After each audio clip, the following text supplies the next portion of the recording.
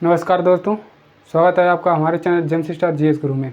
आज हमारी एनसीईआरटी की सीरीज पार्ट नंबर 5 क्लास 6। चलिए स्टार्ट करते हैं।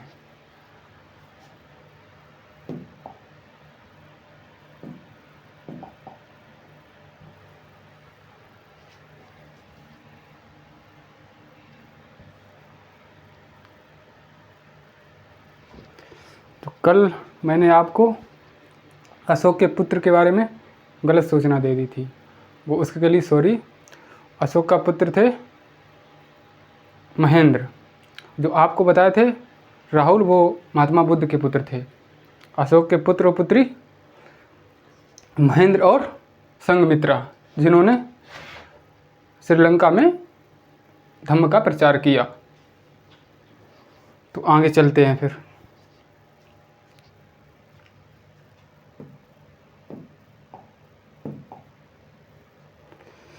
इसके अतिरिक्त अशोक ने अपने संदेश कई स्थानों पर शिलालेखों और स्तंभों पर खुदवा दिए और शिलालेख अपने खुदवाए अशोक ने। अधिकारियों को यह निर्देश दिया कि वे राजा के संदेश को उन लोगों को पढ़कर सुनाएं जो खुद पढ़ नहीं सकते हैं। और अशोक ने कहा कि राजा के संदेश को जो खुद नहीं पढ़ पाते हैं, मान लीजिए जो अनपढ़ हैं, उन्हें खुद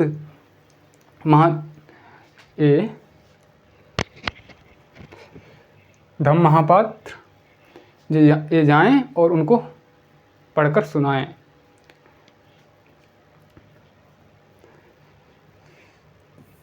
अशोक ने धम्म के विचारों को प्रसारित करने के लिए सीरिया, मिस्र, ग्रीस के दूत भेजे, और सीरिया में भी भेजे, मिस्र में भी, ग्रीस में, यहाँ तक अपने दूत भेजे धम्म का प्रचार करने के लिए। अपने पुत्र महेंद्र और पुत्री संघमित्रा को इसी कार्य के हेतु उसने श्रीलंका भेजा, और संघमित्रा और महेंद्र को इसी कार्य के लिए श्रीलंका में धम्म का प्रचार करने के लिए भेजा।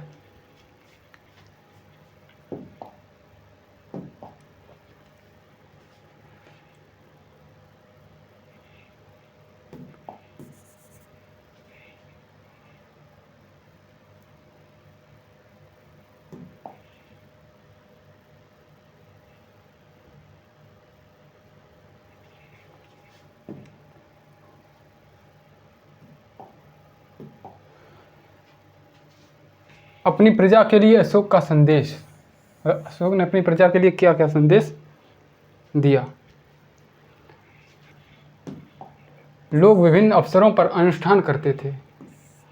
उदाहरण के लिए जब वे बीमार होते हैं, जब उनके बच्चों का विवाह होता है, बच्चों के जन्म पर, और जब यात्रा शुरू करते हैं तब वे तरह तरह के अनुष्ठान करते हैं। जैसे बच्चे हुए और यात्रा करते हैं तो बड़े बड़े अनुष्ठान करते थे। उस हिसाब से ये कर्मकांड किसी काम के नहीं थे, और ये कर्मकांड किसी काम के नहीं थे। इसके बदले यदि लोग, जैसे मान लीजिए अभी भी कहीं किसी का शादी विवाह हो रहा, जन्म हो रहा, तो बड़े बड़े अनुष्ठान किए जाते हैं, समारोह किए जाते हैं। उसी हिसाब से वो अशोक के हिसाब से वो किसी काम के नहीं थे, काम के नहीं हैं। इसके बदले यदि लोग दूसरी रीतियों को माने तो वह ज़्यादा फलदायी होगी। ये अन्य प्रकार की रीतियाँ क्या हैं? ये हैं अपने दासों और नौकरों के साथ अच्छा व्यवहार करना। मतलब बड़े बड़े अनुष्ठान कराने से बढ़िया है कि आप अपने दासों और जो आपसे नीचे हैं उनका सम्मान करें। कहने का मतलब अच्छा व्यवहार करें, सम्मान करें, अच्छा व्यवहार करें, बड़ों का आदर करना, सभी जीवों पर दया करना, और सभी जीवों पर दया करो, और ब्राह्मण तरह श्रवणों का दान देना, ब्राह्मण और जो श्रम करते हैं उनको दान देना। अपने धर्म की प्रशंसा, दूसरे के धर्म की निंदा करना। मतलब ये कि अपने धर्म को सर्वोपरि बताना और दूसरे धर्म को नीचा दिखाना नहीं था उनके संदेश में। अपने धर्म को अपने तक लिमिट रखो और दूसरे धर्म को उसको भी बढ़ने की आगे वो अग्रसित करो। करो।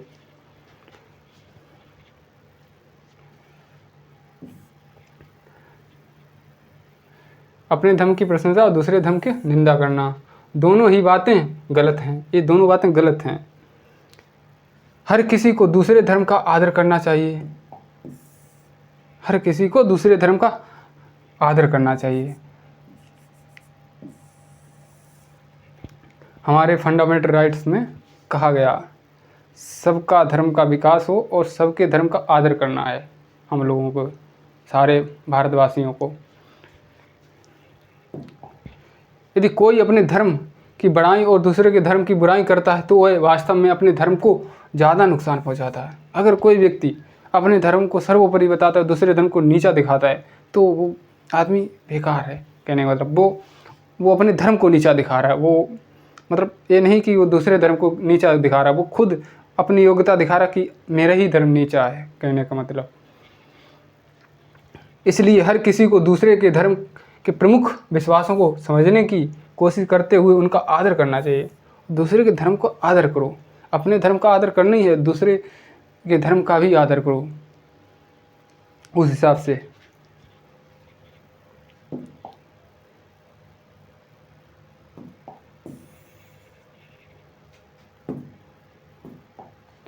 ब्राह्मी लिपि, आधुनिक भारत की ज़्यादातर लिपियाँ पिछले सैकड़ों वर्षों में ब्राह्मी लिपि से ही उत्पन्न हुई हैं। यहाँ आप आ अक्षर को अलग अलग भाषाओं की लिपियों में देख सकते हैं।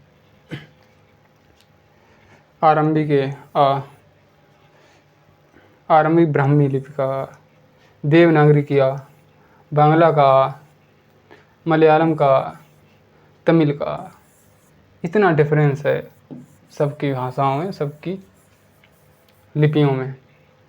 शुरुआत सबकी लिपि में ऐसा अंतर है।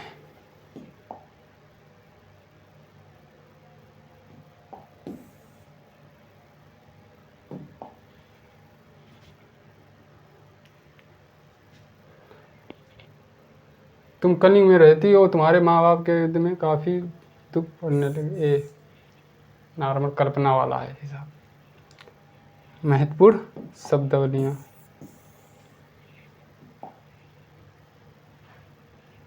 साम्राज्य, राजधानी, अधिकारी, संदेश वाहक, प्रांत, धम्म। मौर्य साम्राज्य में, अब एक क्वेश्चन है, प्रश्न हल करने हैं। मौर्य साम्राज्य में विभिन्न काम धर्मों में लगे हुए लोगों की सूची बनाओ। मतलब जो मौर्य साम्राज्य में लोग लगे थे उनकी सूची बनाओ। कहने रिक्त स्थानों को भरो। जहाँ पर सम्राटों का सीधा शासन था, वहाँ अधिकारी क्या करते थे? नियुक्त किए जाते थे। ये क्वेश्चन आपको करने हैं सारे। उज्जैन उत्तर पश्चिम की तरफ आगमन के मार्ग पर था। उत्तर और पश्चिम के आगमन, ये सही है क्वेश्चन, ये सही वाक्य है। आधुनिक पाकिस्तान और अफगानिस्तान के इलाके में मौर्य साम्राज्य के अंदर थे। ये आधुनिक पाकिस्तान और अफगानिस्तान के इलाके मौर्य साम्राज्य के अंदर थे, सही है। चंद्रगुप्त के विचार अर्थशास्त्र में लिखे हैं। चंद्रगुप्त के विचार अर्थशास्त्र में लिखे हैं, विचार नहीं लिखे हैं, ये गलत है। तो उनकी कौटिल्य की राजनीति की बुक है, हाँ लिखे हैं इसमें, सही है।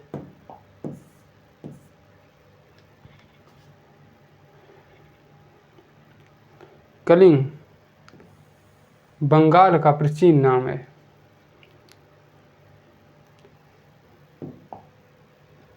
इसमें थोड़ा कन्फ्यूजन है, आगे बताएंगे। अशोक के ज़्यादातर अभिलेख ब्राह्मी लिपि में है, सही है।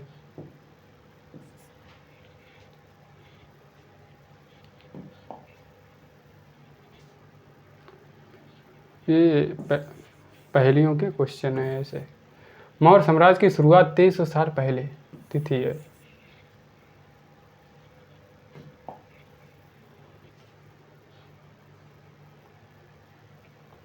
ये मैप, रेशम मार्ग, जिससे चीन से और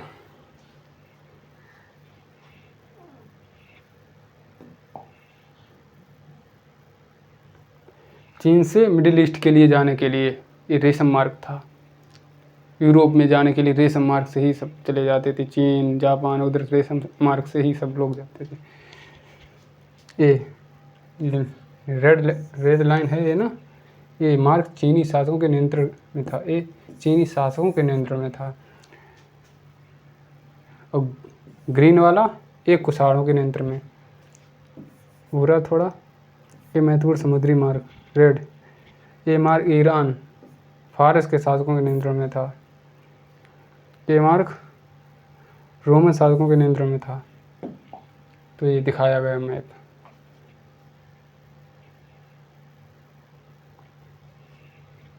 इधर से आते चीनी शासक रेशम मार्ग से,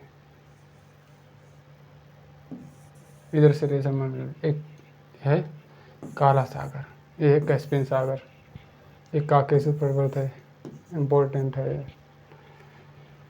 ये भूमध्य सागर,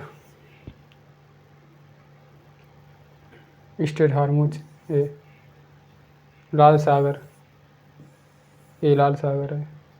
ये फारस की खाड़ी है।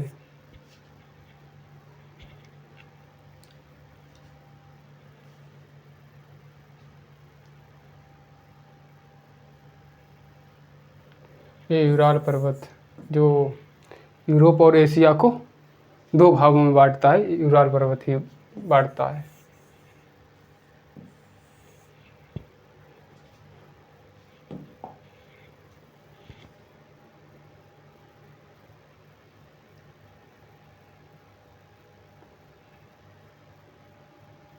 ये मैप है, इसको देख लीजिए।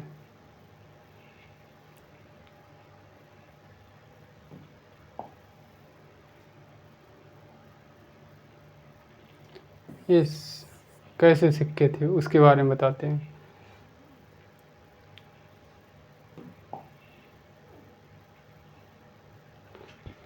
लगभग 2200 वर्ष पहले मौर्य साम्राज्य का पतन हो गया था। 2200 वर्ष पहले मौर्य साम्राज्य का पतन हो गया था। इसके स्थान पर साथ ही अन्य जगहों पर भी कई नए राज्यों का उदय हुआ, कई नए राज्य उदय हुए। फिर पश्चिमोत्तर में तथा उत्तर भारत में के कुछ भागों में करीब 100 सालों तक हिंद एवं राजाओं का शासन रहा। तो हिंद एवं आए उनका शासन रहा।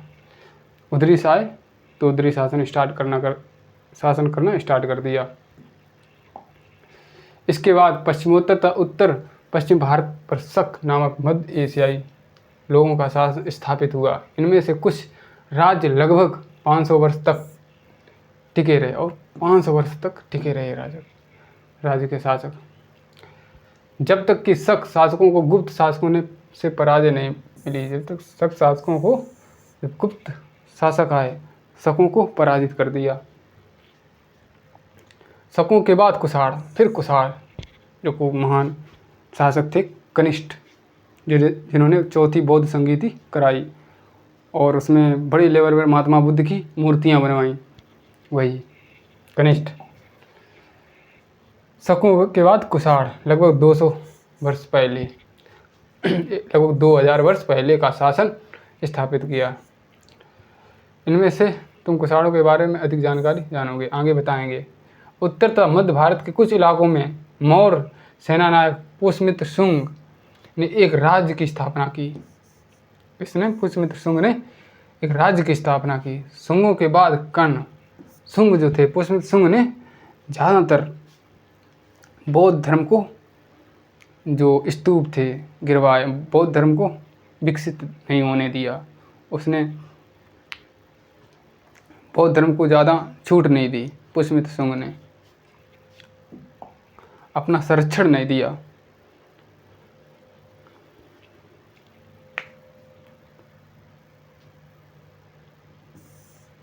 शुंगों के बाद कर्ण आए, तब कुछ और वंशों का शासन तब तक चला जब तक कि लगभग 1700 वर्ष पहले गुप्त साम्राज्य की स्थापना हुई। लगभग 1700 वर्ष पहले गुप्त साम्राज्य की स्थापना हुई।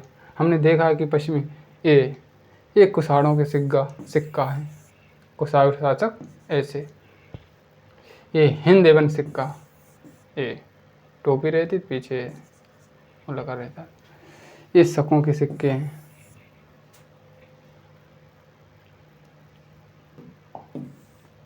ये सतवाहन,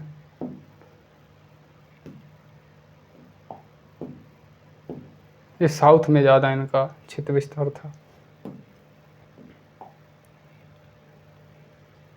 सतवाहन, सातवाहन इस साउथ में इनका ज़्यादा हिस्सा राज्य विस्तारित था। दक्षिण भारत में लगभग 2200 से 1800 साल पूर्व के बीच चोलों, चेरों तथा पांड्यों ने शासन किया इस वाले क्षेत्र में। ये थे चेल,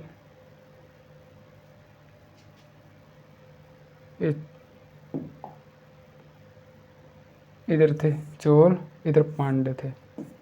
चेल केरल में, कर्नाटक में चोल, इतने ही सब, इधर चोल।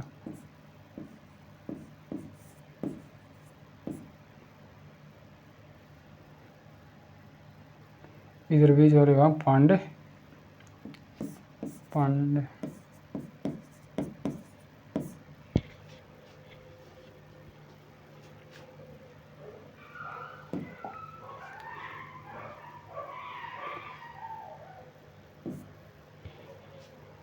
लगभग 1500 साल पहले पल्लवों तथा चालुक्यों के दो बड़े राज्यों की स्थापना हुई।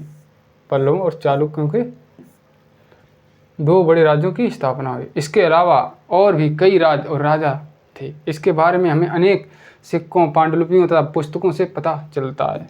इन सब के साथ साथ अनेक ऐसे परिवर्तन भी रहे थे जिनमें सामान्य स्त्री पुरुषों का महत्वपूर्ण योगदान था। इसमें कृषि का प्रसार, नए शहरों का विकास, उद्योग तथा व्यापार में प्रगति थी। व्यापारियों ने एक तरफ जहां उपमहाद्वीप के अंदर तथा बाहर जमीन के रास्तों की खोज की, जमीन के अंदर और बाहर समुद्री रास्तों से खोज की, वहीं पश्चिम एशिया, पूर्वी अफ्रीका तथा दक्षिण पूर्व एशिया के समुद्री रास्तों भी खुले और ये रास्ते भी खुले। मंदिरों, स्तूपों तथा अन्य इमारतों का निर्माण हुआ और मंदिर भी बने, स्तूप भी बने, अन्य इमारतें भी बनी, किताबें लिखी गई हैं तथा साथ ही वैज्ञानिक खोजें भी हुई हैं। ये सारी बातें साथ साथ हो रही थी। ये सारी बातें कहीं किसी एरिया में कुछ खोजें हो रही, किसी एरिया में कुछ, ये साथ ही साथ हो रही थी।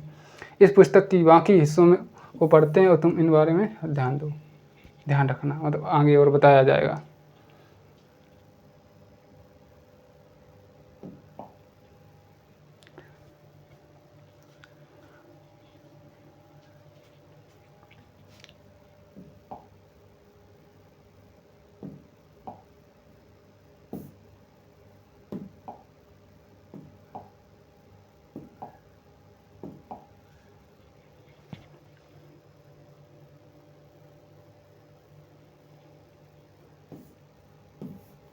ये चैप्टर नंबर 7 समाप्त हुआ। चैप्टर नंबर 8 चलते हैं आगे, इसको देखते हैं।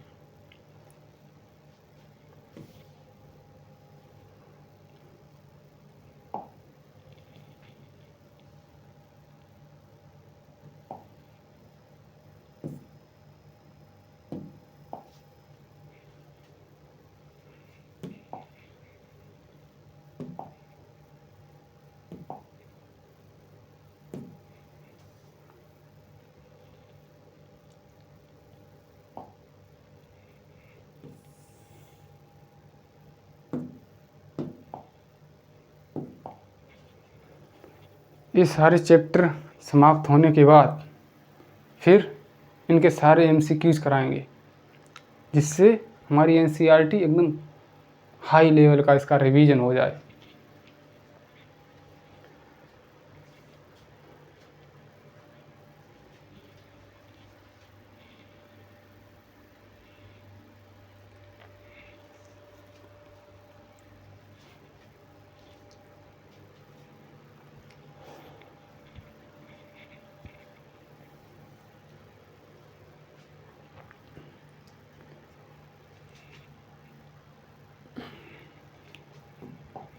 चैप्टर नंबर 8 गांव, शहर और व्यापार के बारे में इंफॉर्मेशन है।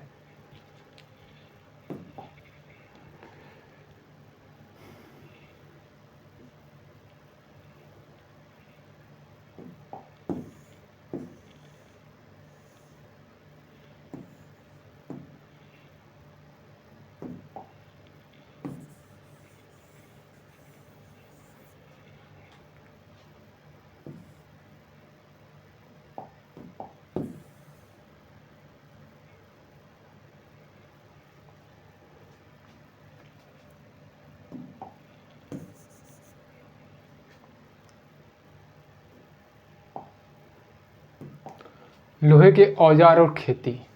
कैसे औजार से खेती होती थी? लोहे का प्रयोग आज एक आम बात है। लोहे की चीज़ें हमारी रोज़मर्रा की ज़िंदगी का हिस्सा बन गई हैं। जो लोहे का आज हम प्रयोग कर रहे हैं वो आम बात हो गई। पहले लोहे की खोज ही नहीं हुई थी, जिससे हमारी कृषि का विकास ही नहीं हुआ था। आज आम बात हो गई, जिससे हमारी रोज़मर्रा की ज़िंदगी का हिस्सा बन, जो हमारी रोज़मर्रा की ज़िंदगी का हिस्सा बन गई।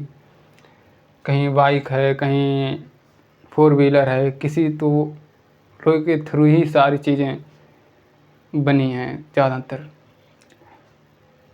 उस उपमहाद्वीप में लोहे का प्रयोग लगभग 3000 साल पहले शुरू हुआ था। और इस उपमहाद्वीप में लगभग लोहे का प्रयोग 3000 वर्ष पूर्व हुआ था। पहले लोहा नहीं था। पहले टीन और तांबे का प्रयोग करके उससे मिश्रण से कांसा बनता था, उसका प्रयोग करते थे ज़्यादातर। कांसा जो कि टीन और तांबा के मिश्रण से कांसा बनता था। वो थोड़ा मजबूत होता था, उससे ज़्यादा चीज़ें यूज होती थी। उससे मान लीजिए कुछ जीवन में यूज करने के लिए जो वस्तुएं होती थी उसका प्रयोग होता था। महापाषाण कब्रों में लोहे के औजार और हथियार बड़ी संख्या में मिले। जो महापाषाण कब्रों में लोहे के औजार और हथियार बड़ी संख्या मिले, तब तक महापाषाणिक काल में लोहे का विकास हो गया था। इनके बारे में तुम अध्याय 4 में पढ़ चुके हो। हाँ, बताए थे। करीब 2500 वर्ष पहले लोहे के औजारों के बढ़ते प्रयोग का प्रमाण मिलता है। 2500 वर्ष पहले के लोहे के बढ़ते प्रमाण मिलते हैं। इसमें जंगलों को साफ करने के लिए कुल्हाड़ियों और जुताई के लिए हलों के फाल शामिल थे। जिसमें जंगलों को काटने के लिए कुल्हाड़ी और खेती में यूज करने के लिए हल, जो फाल, जिससे खेत को जोता जाता है, तो उसका प्रयोग करके कृषि को उर्वरक शक्ति उसमें ज़्यादा बढ़ी। अध्याय 5 में तुमने पढ़ा है लोहे का फाल के इस्तेमाल में कृषि का उत्पादन बढ़ा। और लोहे के प्रयोग से कृषि में उत्पादन बढ़ा। फिर कृषि उत्पादन बढ़ने के लिए उठाए गए अन्य कदम तथा सिंचाई। एक हेडिंग ये लोहे के औजार है, ये कुल्हाड़ी है, ये हसिया है, इसे लोकल कहते हैं संगसी, और नक्खा कुछ भी बोलते हैं, और इसको लोकल में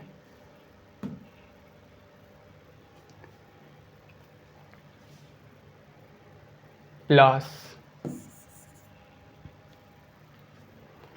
कृषि उत्पादन बढ़ने के लिए उठाए गए अन्य कदम सिंचाई। समृद्ध गांव के बिना राजाओं तथा उनके राज्यों का बना रहना मुश्किल था। जिस तरह कृषि के विकास में नए औजार तथा रोपाई महत्वपूर्ण कदम थे, कृषि में नए औजारों का प्रयोग महत्वपूर्ण हो गया था, उसी तरह सिंचाई भी काफ़ी उपयोगी साबित हुई। इस समय सिंचाई के लिए नहरें, कुएं, तालाब, कृषि जलाशय, और इसमें कृषि के लिए जलाशय भी बने। कृत्रिम जलाशय जो मानव द्वारा बनाए जाते हैं उन्हें कृत्रिम जलाशय बोलते हैं। जो नेचर के थ्रू बनते हैं वो प्राकृतिक जलाशय, जो मनुष्य खुदाई करके गड्ढा बना देता है और उसमें पानी भरता है, तो उसे कृत्रिम जलाशय बोलते हैं।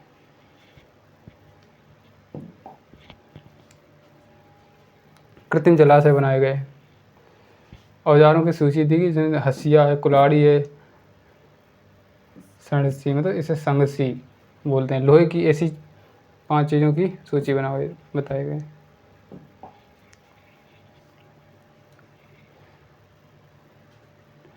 इस चार्ट में तुम्हें सिंचाई से आय परिवर्तन दिखाए गए, खाली स्थानों से भरी है। ये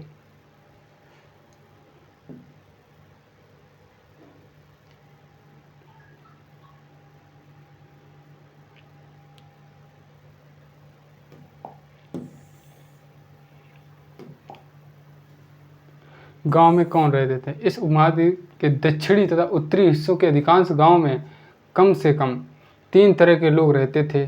तमिल क्षेत्र में बड़े भूस्वामियों को बेल्लाल, जो बड़े भूस्वामी थे साउथ में, तमिल में, उन्हें बेल्लल्ला बोलते थे। साधारण हलवाओं को उड़वार, तो भूमिहीन मजदूर को कैडिसियार बोलते थे। एक क्वेश्चन बनते हैं यूपीएससी स्टेट में, यहीं से क्वेश्चन बनता है, बड़े भूस्वामी क्या बोलते हैं? बेल्ला, और साधारण हलवाओं को उड़वार। एक क्वेश्चन है।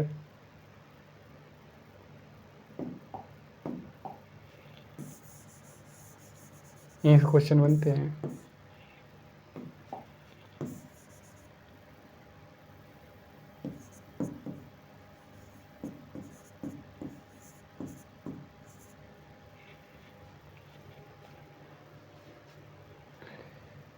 देश के उत्तरी हिस्से में गांव का प्रधान व्यक्ति ग्राम भोजक कहलाता था।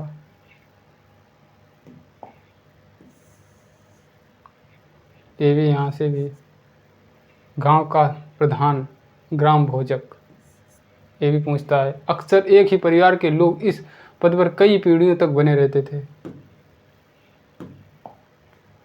यानी कि ये पद अनुवांशिक था। जो ग्राम प्रधान वाला था, अनुवांशिक था। ग्राम भोजक के पद पर आमतौर पर गांव का सबसे बड़ा भूस्वामी होता था। तो बड़े लेवल का भूस्वामी, जिसके बाद बड़े लेवल की भूमि का क्षेत्र था, वही ग्राम प्रधान था। साधारणतया इनकी ज़मीन पर इनके दास और मजदूर काम करते थे। जिसके पास बड़े लेवल की भूमि होगी वो खुद तो काम करेगा नहीं, तो मजदूर होंगे, दास होंगे, तो उन्हीं के थ्रू करवाता है। आज भी गांव में जिसके पास ज़्यादा ज़मीन होती वो नहीं करता है खेती, वो कहीं शहर सिटी में रहता है, अपना बिजनेस खड़ा करता है और उसके थ्रू मजदूरों को थ्रू अपनी खेती करवाता है। इसके अतिरिक्त प्रभावशाली होने के कारण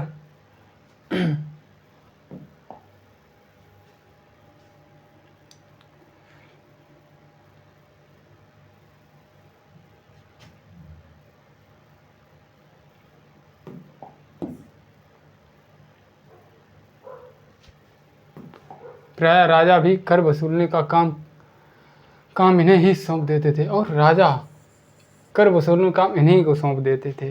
जो ग्राम प्रधान भूस्वामी थे उनको सौंप देते कि आपको इस क्षेत्र से कर वसूलना है और मुझे देना है।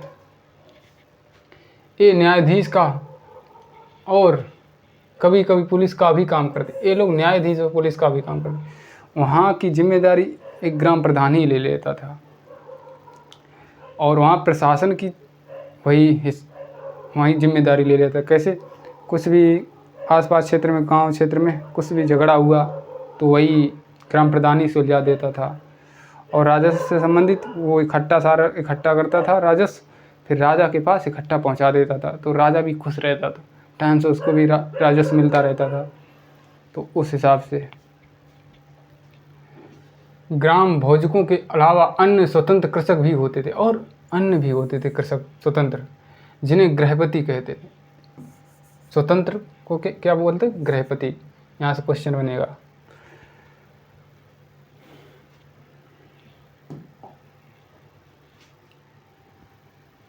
जो स्वतंत्र कृषक थे उन्हें क्या बोलते हैं? गृहपति। क्वेश्चन बनता है यहीं से। इनमें ज़्यादातर छोटे किसान ही होते थे। इसके अतिरिक्त कुछ ऐसे स्त्री पुरुष थे जिनके पास अपनी ज़मीन नहीं होती थी।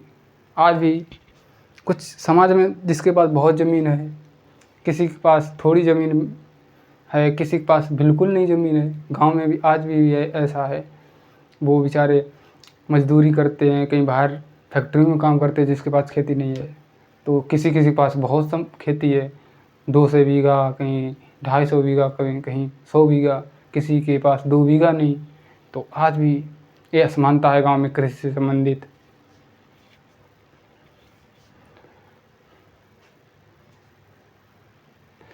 जिनके पास अपनी ज़मीन नहीं होती थी, इनमें से दास कर्मकार आते थे, जिन्हें दूसरों की ज़मीन पर काम करके अपनी जीविका चलानी पड़ती है।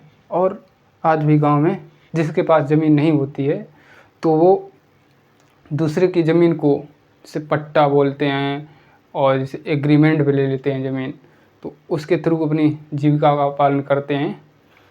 चौथाई है और कहीं कहीं बोलते इसे बटाई है, उस पे अपना निर्वहन करते हैं जीविका का। उनके पास तो होती नहीं ज़मीन और बाहर कहीं जाते नहीं फैमिली की वजह से, अपने घर की समस्याओं की वजह से गांव में रह के अपना भरण पोषण करते हैं पेट का।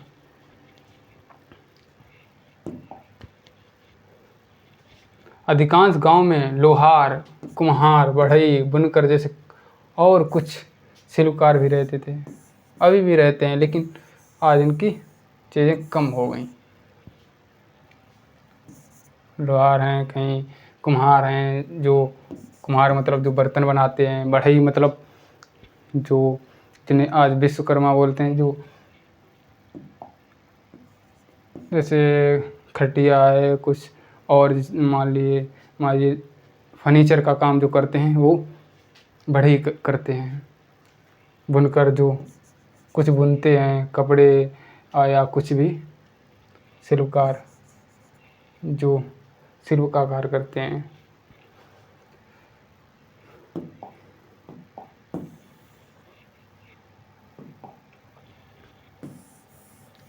प्राचीनतम तमिल रचनाएं। तमिल की प्राचीनतम रचनाओं को संगम साहित्य कहते हैं। जो प्राचीनतम रचनाओं को संगम साहित्य कहते हैं। जो तमिल की प्राचीनतम रचनाएं उन्हें संगम साहित्य कहते हैं। इनकी रचना करीब 2300 साल पहले की गई थी। इन्हें संगम इसलिए कहा जाता है क्योंकि मदुरै के कवियों के सम्मेलन में इनका संकलन किया गया था। इनके सम्मेलन के थ्रू संकलन किया गया था। गांव में रहने वाले लोगों के जिन तमिल नामों का उल्लेख यहाँ किया गया है, वे हैं संगम साहित्य में पाए जाते थे। जिनका उल्लेख किया गया वो संगम साहित्य में पाए जाते हैं। सिक्के।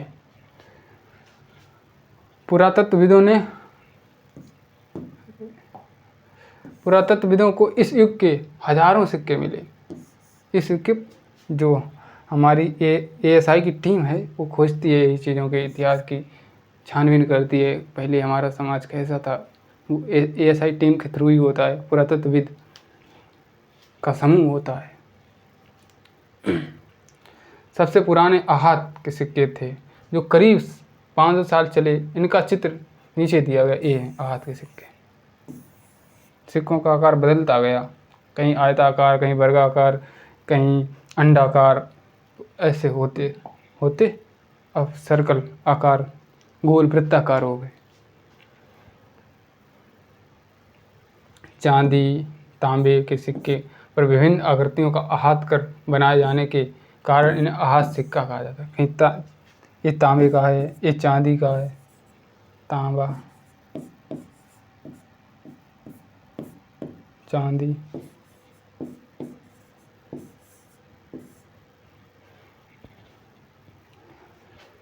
आहत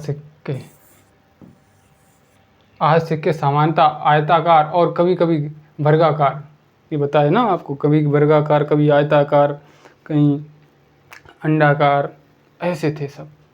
कभी कभी वर्गाकार, आयताकार, गोल होते थे। ये या तो धातु की चादर को काटकर या धातु के चपटे गोलिकाओं से बनाए जाते थे। इन सिक्कों पर कुछ लिखा हुआ नहीं था, ये साधारण सिंपल थे, लिखा हुआ नहीं था, बल्कि इन पर कुछ चिन्ह ठप्पे से बनाए जाते थे और कुछ चिन्ह बना दिए जाते थे। इसलिए इन्हें आहत सिक्के कहलाए। ये सिक्के उपमहाद्वीप के लगभग अधिकांश हिस्सों में पाए जाते थे। ये उपमहाद्वीप के अधिकांश हिस्सों में ये सिक्के पाए गए और ईसा की प्रारंभिक सदियों तक ये प्रचलन में रहे। और ईसा जब से आज हमारा बेस ईयर मान लिया गया ईसा की, तो उसी से चलते रहे।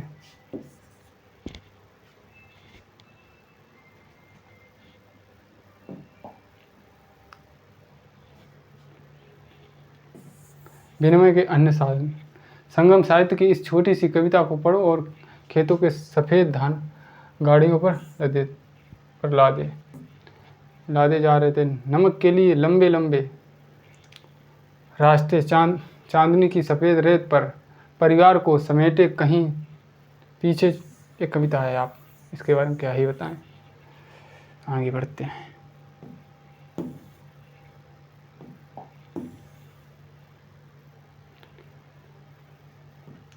अनेक गतिविधियों के केंद्र। अक्सर नगर कई कारणों से महत्वपूर्ण हो जाते थे। उदाहरण के लिए मथुरा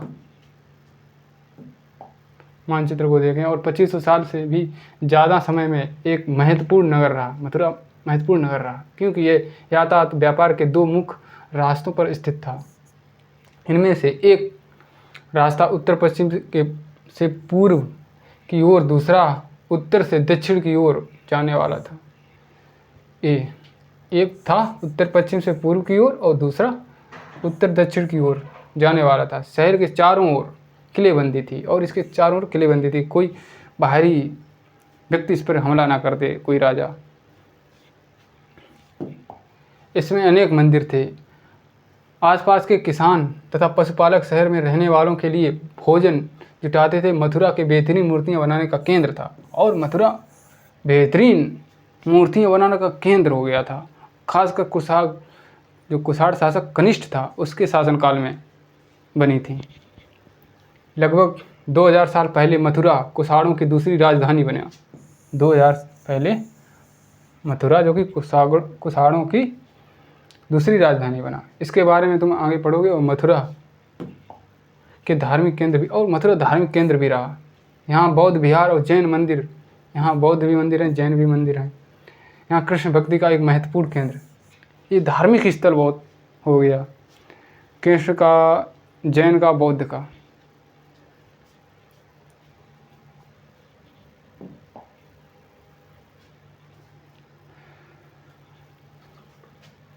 मथुरा में प्रस्तर खंडों तथा मूर्तियों पर अनेक अभिलेख मिले हैं।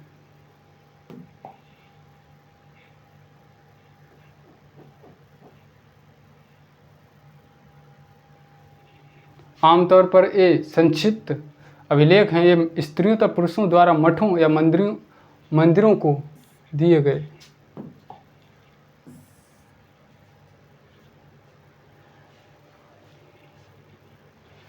जो कि स्त्रियों तथा पुरुषों द्वारा मठों या मंदिरों को दिए जाने वाले दान का उल्लेख करते हैं।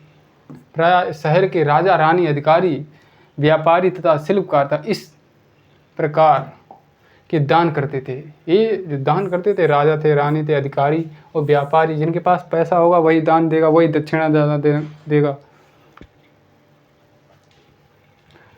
उदाहरण के लिए मथुरा के अभिलेख में सुनारों, लोहारों, बुनकरों, टोकरी बनाने वालों, माला बनाने वालों, इत्र बनाने वालों के उल्लेख मिलते हैं। इस सारे उनके उस अभिलेख में इनका उल्लेख मिलता है।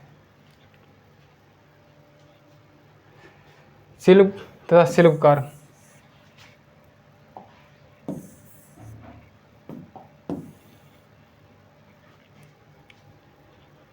पुरास्थलों से शिल्पों के नमूने मिले हैं। पुरास्थलों से शिल्पों के नमूने मिले हैं।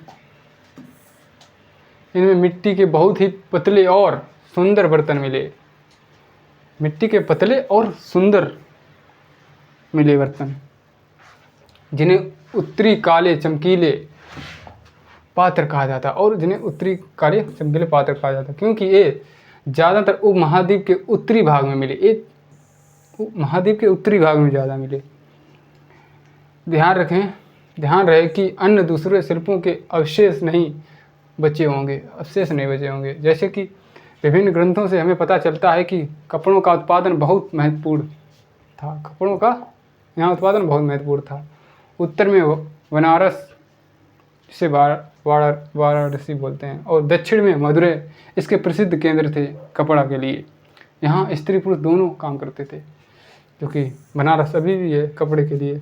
बनारसी साड़ी बनारस के लिए फेमस है, तो हर जगह फेमस। बनारसी साड़ी बहुत महंगी आती है। अनेक शिल्पकार तथा व्यापारी अपने अपने संघ बनाने लगे थे और अपने संघ बना ले। कोई भी दिक्कत हो तो अपना अपना संघ रहेगा तो इकट्ठे लोग हो जाएंगे, जिन्हें श्रेणी कहते थे। शिल्पकारों की श्रेणियाँ का काम प्रशिक्षण देना। जो शिल्पकारों की श्रेणियाँ थी वो काम प्रशिक्षण देना, तब कच्चा माल उपलब्ध कराना था तथा तैयार माल का वितरण करना था। इन्हें एक संघ बनाया कि प्रशिक्षण सिखाना है, व्यापारियों को कच्चा माल पहुंचा के उसका संचालन करना, ये काम था उनका। कच्चा माल उपलब्ध कराना और उसका वितरण करना था। जबकि व्यापारियों की श्रेणियाँ व्यापार का संचालन करती थी और श्रेणियाँ बैंकों के रूप में काम करती थी, और बैंकों के रूप में जब रुपये आएगा बैंकों के रूप में काम करने लगीं। जहाँ लोग पैसा जमा रखते थे, इस धन का निवेश लाभ के लिए किया जाता है। सारे लोग इकट्ठे हो गए, अपना एक बैंक जैसा एक संगठन बना लिया। उसी में सारे लोगों ने अपनी पूंजी लगाई, तो उससे जो प्रॉफिट होता था तो सारे लोग आपस में बांट लेते थे।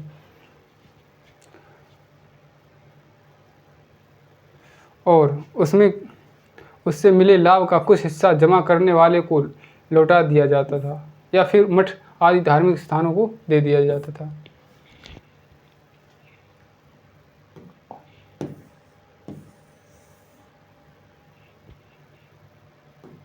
उत्तरी काले चमके पात्र।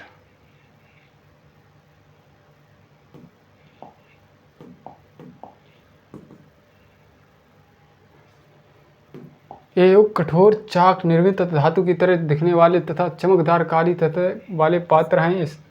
इसे बनाने के लिए कुम्हार मिट्टी के बर्तनों को भट्टों पर उच्च ताप पर रखते थे। एक अभी भी बर्तन बनते तो उन्हें बहुत तपाया जाता है, तब मजबूत कच्ची मिट्टी वाला बर्तन पक्का बनता है, जिसके परिणाम स्वरूप इन बर्तनों की बाहरी सतह काली हो जाती है। और बाहरी सतह उसमें अंदर तपाए जाएंगे तो बाहरी सतह काली पड़ जाती है, फिर उसमें कलर कर दिया जाता है, गेरुआ लेप। इन पर एक पतली काली लेप भी लगाई जाती है, जो इस बर्तन को शीशे जैसी चमक प्रदान करती है। काली लेप कर दी जाती है, जिससे शाइनिंग करने लगता है वो बर्तन।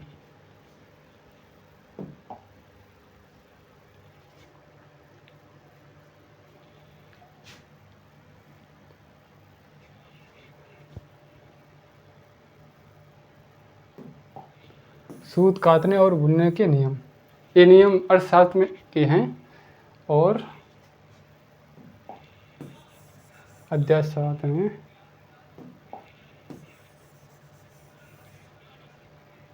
ये नियम अर्थशास्त्र के हैं। अध्याय 7 में अर्थशास्त्र का उल्लेख किया गया है। इसमें वर्णन किया गया है कि इस प्रकार एक विशेष पदाधिकारी की देखरेख में कारखानों में सूत की कताई और बुनाई की जाती थी। ऊन, पेड़ों की छाल, कपास, पटुआ तथा सन को तैयार करने के काम में विधवाओं, सक्षम महिलाओं, भिक्षुणियों, वृद्धा, वेश्याओं, राजा के अवकाश प्राप्त दासियों, सेविकाओं और अवकाश प्राप्त देवदासियों को लगाया जा सकता था इस चीज़ में, सूत काटने और बुनने के नियम में, सूत काटने में। इन्हें इनके काम के और गुणवत्ता के अनुसार पारिश्रमिक देना चाहिए। जो परिश्रम मतलब श्रम जितना किया उसका धन, रुपए। जिन महिलाओं को बाहर निकालने की अनुमति नहीं है, वे अपनी दासियों को भेजकर कच्चे माल को मंगवा सकती हैं और फिर तैयार माल को उन्हें भिजवा सकती हैं। जिसके पास बाहर जाने की नहीं है तो वो बाहर जो दासी हैं उनसे मंगवा सकती हैं ये सूत वाली चीज़ें। वे औरतें जो कारखाने तक जा सकती हैं, उन्हें अपना माल कारखाने तक तड़के ले जाना पड़ता था, जहां उन्हें पारिश्रमिक मिलता था। जो जितना कार्य किया उसका रुपए मिलना, इसे पारिश्रमिक बोलते हैं। इस समय माल को अच्छी तरह जांचने के लिए रोशनी रहती थी। अगर निरीक्षक उस औरत की तरफ देखता है और इधर उधर की बातें करता है तो उसे सज़ा मिलनी चाहिए। इधर उधर की बातें नहीं करनी है। अगर औरत ने अपना काम पूरा नहीं किया तो उसे जुर्माना देना होगा। इसके लिए उसका अंगूठा भी काटा जा सकता है। अगर कुछ किया तो अंगूठा भी काट लिया जाता है।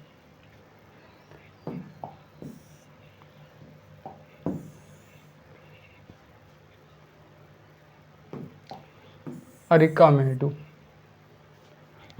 जो पुडुचेरी में दोनों लगभग 2200 से 1900 साल पहले अरिकामेडु एक पत्तन था। जो 2200 और 1900 साल पहले एक पत्तन था। यहाँ दूर दूर से आए जहाज़ों से सामान उतारे जाते थे। यहाँ दूर दूर से जो सामान आते थे उतारे जाते थे। यहाँ ईंटों से बना एक ढांचा मिला है जो संभवतः गोदाम रहा हो। ये बताते हैं ईंटों को ढांचा मिले, संभवतः पता लगता है ये गोदाम होगा। यहाँ भूमध्य सागरीय क्षेत्र के एम्फोरा जैसे पात्र मिले। इसमें शराब या तेल जैसे तरल पदार्थ रखे जा सकते थे। इनमें दोनों तरफ से पकड़ने के लिए हत्थे लगे हैं। साथ ही यहाँ इलेक्ट्राइन जैसे मोहर लगे लाल चमकदार बर्तन भी मिले।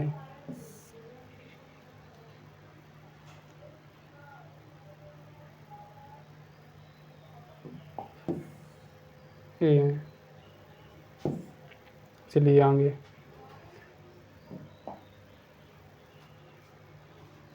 कुछ ऐसे बर्तन भी मिले जिनका डिजाइन तो रोम का था। कुछ ऐसे बर्तन में जिनकी डिजाइन रोम वाली थी, रोम आर्ट कला, किंतु वे यहीं बनाए जाते और वो कला वहाँ की थी लेकिन बनाए यहीं जाते थे। यहाँ रोमन लैप शीशे के बर्तन तथा रत्न भी मिले और ये चीज़ें रोमन वाली व्यापार होता था उधर से, तो यहाँ ये चीज़ें मिली। फिर साथ ही छोटे छोटे कुंड भी मिले जो संभवतः कपड़े की रंगाई के पात्र रहे होंगे रंगाई के। यहाँ पर शीशे और अर्धमहूल पत्थरों से मनके बनाने के पर्याप्त साक्ष्य मिले। ये सब मिले साक्ष्य।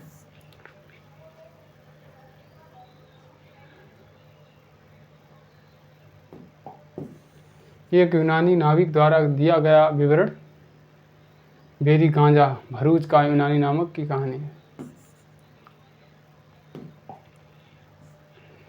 बेरी गांजा की संकरी खाड़ी में समुद्र से आने वालों के लिए एक नाव चला पाना बहुत मुश्किल था। संकरी खाड़ी से आने वाले नाव चलाना बहुत मुश्किल थी। राजा द्वारा नियुक्त कुशल और अनुभवी स्थानीय मछुआरे ही यहाँ जहाज ला सकते थे। अनुभवी जो होगा वही इसको स्पेशलिस्ट होगा, वही चला सकता है। बेरी गांजा में शराब, तांबा, टीन, शीशा, मूंगा, पखराज, कपड़े, सोने चांदी के सिक्के का आयात होता था। हिमालय की जड़ी बूटियाँ, हाथी दांत, गोमद, कार्नेलियस, सूती कपड़ा, रेशम, इत्र यहाँ से निर्यात किए जाते थे। ये सारे निर्यात किए जाते थे। राजा के लिए व्यापारी विशेष उपहार लाते थे। व्यापारी जो थी राजा के लिए विशेष उपहार लाते थे। इसमें चांदी के बर्तन, गाय, किशोर, सुंदर औरतें और अच्छी शराब तथा उत्कृष्ट महीन कपड़े शामिल थे और अच्छी गुणवत्ता वाले कपड़े।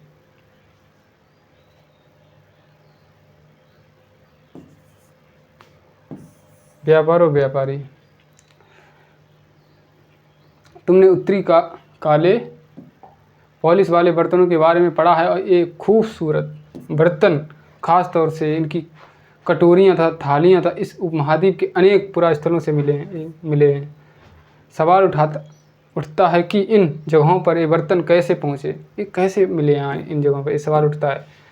ऐसा अनुमान लगाया जाता है कि जहाँ ये बनते थे वहाँ से व्यापारी इन्हें ले जाकर अलग अलग जगहों पर बेचते थे और इससे जहाँ से बनते थे उस जगह से दूसरी जगह कैसे गए, वो व्यापारी बेचने के लिए उस जगह से एक जगह से दूसरी जगह ले गए। दक्षिण भारत सोना, मसाले, खास तौर पर काली मिर्च, कीमती पत्थरों के लिए प्रसिद्ध था।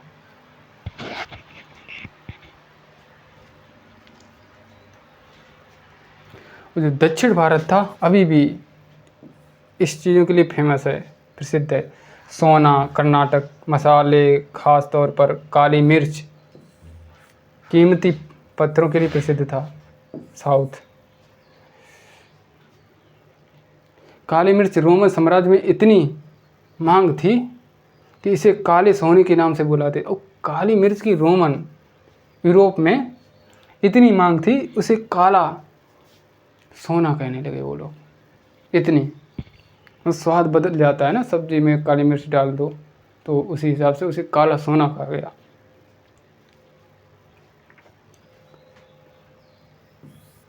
व्यापारी इन सामानों को समुद्री जहाज़ों और सैकड़ों और व्यापारी इन सामानों को समुद्री जहाज़ों तो सड़कों के रास्ते रोम पहुंचाते थे और जहाज़ों के द्वारा ये चीज़ें रोम पहुंचाते थे। दक्षिण भारत से ऐसे अनेक व्यापारी आते व्यापार करते थे।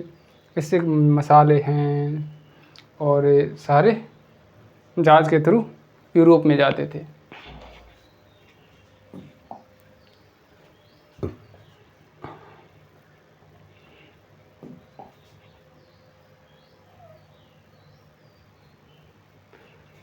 रोमन सोने के सिक्के मिले, रोमन में सोने के सिक्के मिले। इससे यहाँ अंदाज़ा लगाया जाता है कि उन दिनों रोम के साथ बहुत अच्छा व्यापार चल रहा था और इससे वहाँ से यहाँ के सिक्के वहाँ मिले, तो इससे अंदाज़ा ये लगाया जाता था कि हमारा वहाँ संबंध सही था और आयात निर्यात सही होता था। कहीं सिक्के इधर से मिले, वहाँ की चीज़ें यहाँ से यहाँ जाती, आयात निर्यात होता था, ये अनुमान लगता है। व्यापार से जुड़ी एक कविता, व्यापार के प्राण हमें संगम कविताओं में भी मिलते हैं।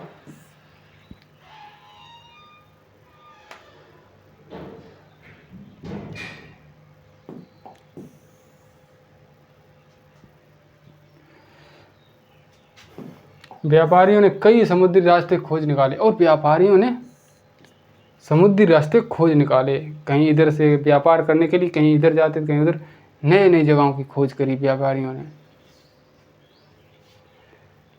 इनमें से कुछ समुद्र के किनारे चलते थे, कुछ अरब सागर और बंगाल की खाड़ी पार करते थे और नाविक मानसूनी हवा का फ़ायदा उठाकर अपनी यात्रा जल्दी पूरी कर लेते और उनके हवा जब उनके पक्ष में चल जाती थी उसका फ़ायदा उठाकर अपने गंतव्य पर जल्दी पहुंच जाते थे।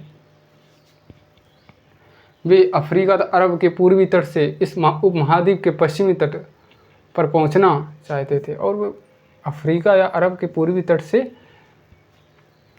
उपमहाद्वीप के पश्चिमी तट पहुंचना चाहते थे। दक्षिण पश्चिम मानसून के साथ चलना पसंद करते थे। जब दक्षिणी पश्चिम मानसून चल रहा था तो उनके लिए फ़ायदा होता था, तो जल्दी आ जाते थे अपने गंतव्य की ओर जहाँ उन्हें जाना होता था।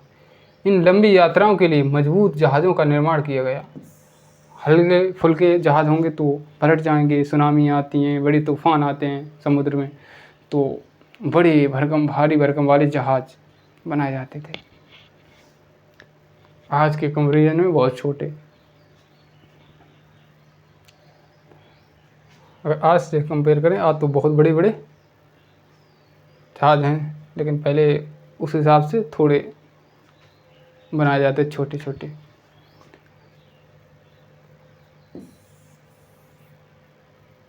समुद्र तटों से लगे राज्य। इस उपमहाद्वीप के दक्षिण भाग में बड़ा तटीय प्रदेश, इनमें बहुत से पहाड़, पठार और नदी के मैदान हैं। नदियों के मैदानी इलाकों में कावेरी का मैदान सबसे ऊंचा होता है। जो साउथ में नदियों का जो मैदान में कावेरी जैसे गंगा क्षेत्र का मैदान बड़ा उपजाऊ है, वैसे साउथ में कावेरी नदी का क्षेत्र बड़ा उपजाऊ है। मैदानी इलाकों तथा तटीय इलाकों के सरदारों और राजाओं के पास धीरे धीरे काफ़ी संपत्ति और शक्ति हो गई। और मैदानी एरिया उपजाऊ था तो धीरे धीरे काफ़ी संपत्ति हो गई। संगम कविताओं में मुंबेदार की चर्चा मिलती है, ये इनकी चर्चा मिलती है। यह एक तमिल शब्द है। मुंबेदार एक तमिल शब्द है जिसका अर्थ तीन मुखिया है। इसका प्रयोग तीन शासक परिवारों मुखियाओं के लिए किया गया है। चोल, चेल, पांड्य इस साउथ में थे, इधर इस वाले एरिया में तीनों।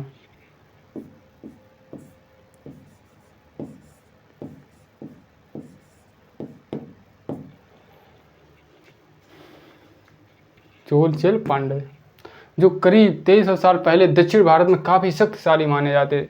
इनकी आर्ट, कला, संस्कृति आज भी हमें सीख देती है।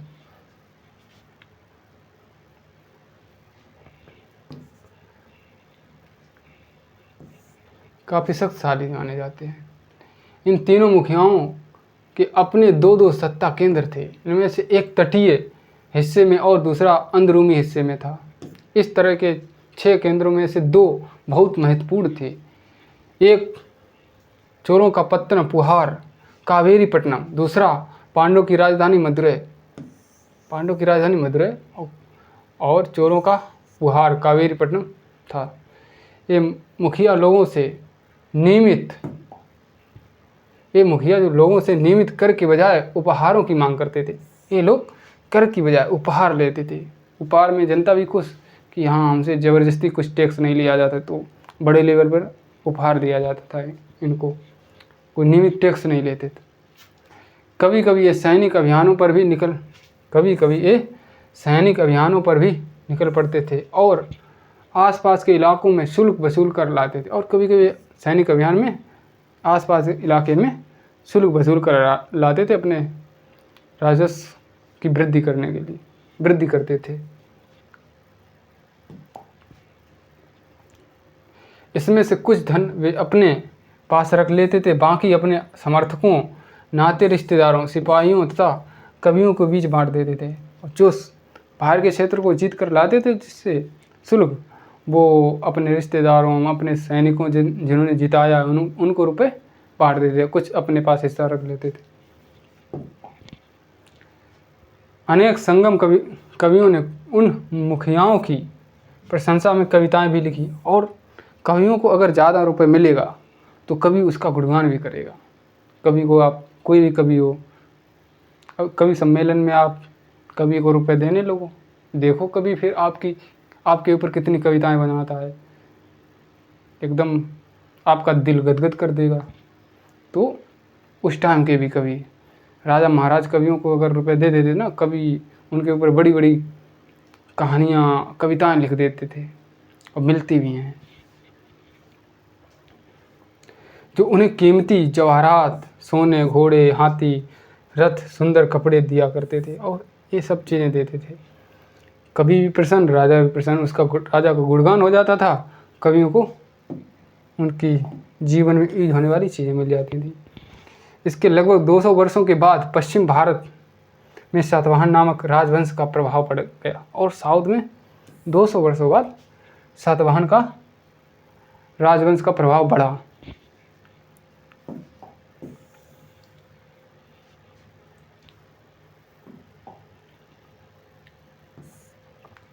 सातवाहनों का सबसे प्रमुख राजा गौतमी पुत्र सतकर्णी, ये था सबसे प्रभावी शासक। इसके बारे में हमें उसकी माँ गौतमी बलश्री द्वारा दान दिए गए एक अभिलेख से पता चलता है कि वह और अन्य सभी सातवाहन शासक दक्षिण पथ के स्वामी कहे जाते थे। और वो दक्षिण पथ के स्वामी कहे जाते थे और शासक थे। दक्षिणापथ के स्वामी कहे जाते थे। दक्षिणापथ का शाब्दिक अर्थ है दक्षिण की ओर जाने वाला रास्ता।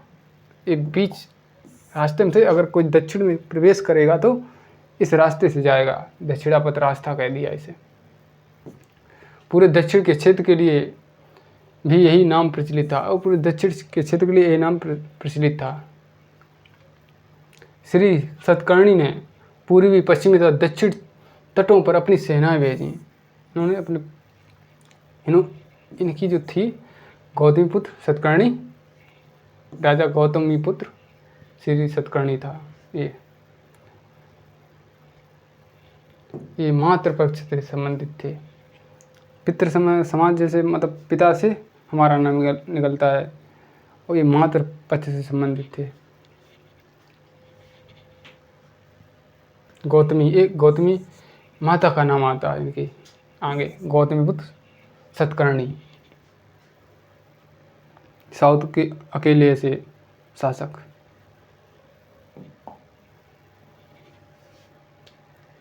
रेशम मार्ग और कुषाण, कुछ शासक इसके बड़े बड़े हिस्सों पर अपना नियंत्रण करना चाहते थे। जो रेशम मार्ग था, एक जंक्शन था एक तरीके से, मध्य एशिया जाने के लिए चीन और उधर सारे पश्चिम एशिया जाने के लिए।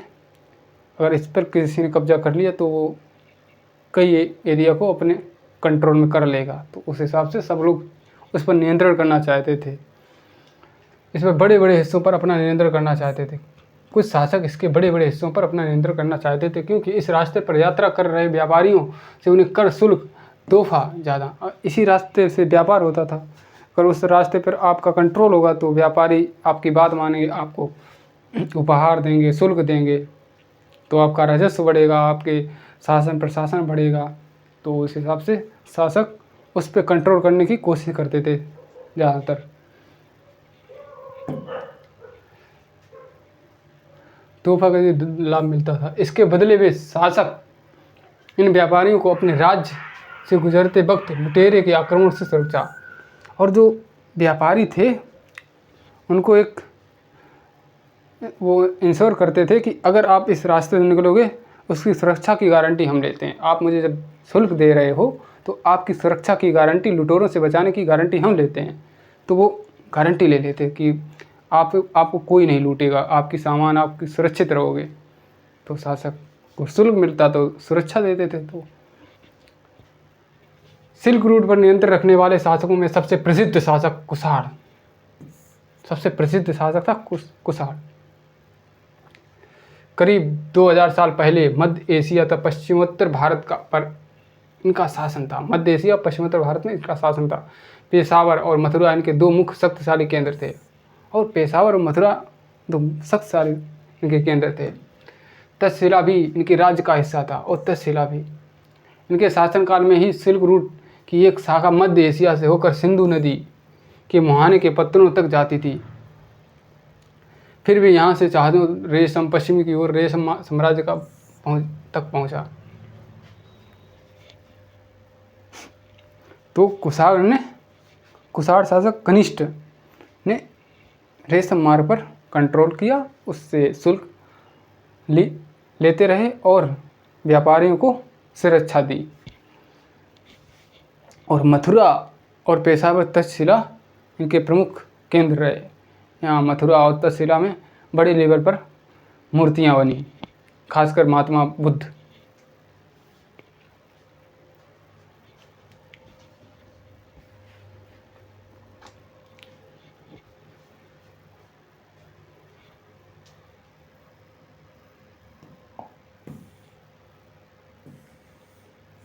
ये आप क्वेश्चन कर लेना।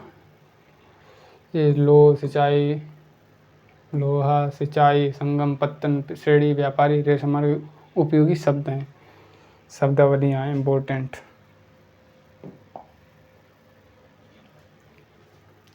व्यापार तथा व्यापारिक रास्तों के बारे में जानने के लिए इतिहासकार किन किन साक्ष्यों का प्रयोग करते हैं? एक क्वेश्चन है, आप कर सकते हो।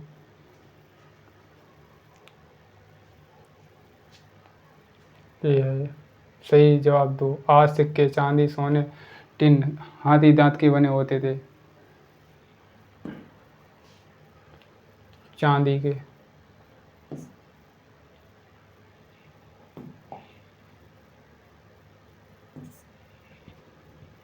मथुरा महत्वपूर्ण था धार्मिक केंद्र। शिरडी शासकों, शिल्पकारों, कृषकों, पशुपालकों का संघ होता था। ये शिरडी शिल्पकारों का संघ होता था। क्वेश्चन है ना, इसको ध्यान से देखना है आपको।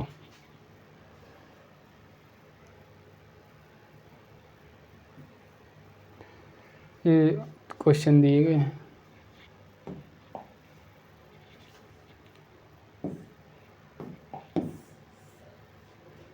उपमहाद्वीप तिथियाँ। उपमहाद्वीप लोहे के प्रयोग की शुरुआत करीब 3000 वर्ष पहले हुई थी। लोहे का विकास 3000 साल पहले। लोहे के प्रयोग में बढ़ोतरी के नगर आहत सिक्के करीब 2500 साल पहले, आहत सिक्के 2500 साल पहले के हैं। संगम साहित्य की रचना की शुरुआत करीब 2300 साल पहले। अरिकामेडु का पत्तन 2200 से 1900 साल पहले। रेशम बनाने की कला की खोज लगभग 7000 साल पहले। चोर चेल पांडव लगभग 2300 साल पूर्व। ये आपको सावधानियाँ, ये सारी तिथियाँ देख लेना है खुद से। ये क्वेश्चन है ऐसे बच्चों वाले हैं।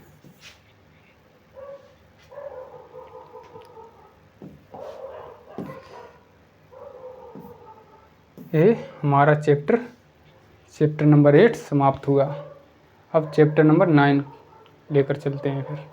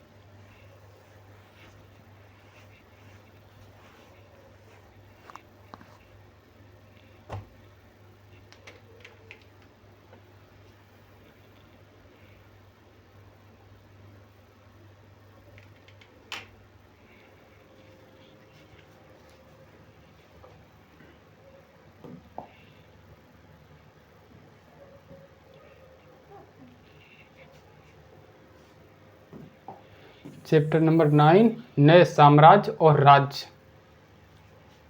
तो आगे फिर चलते हैं फिर।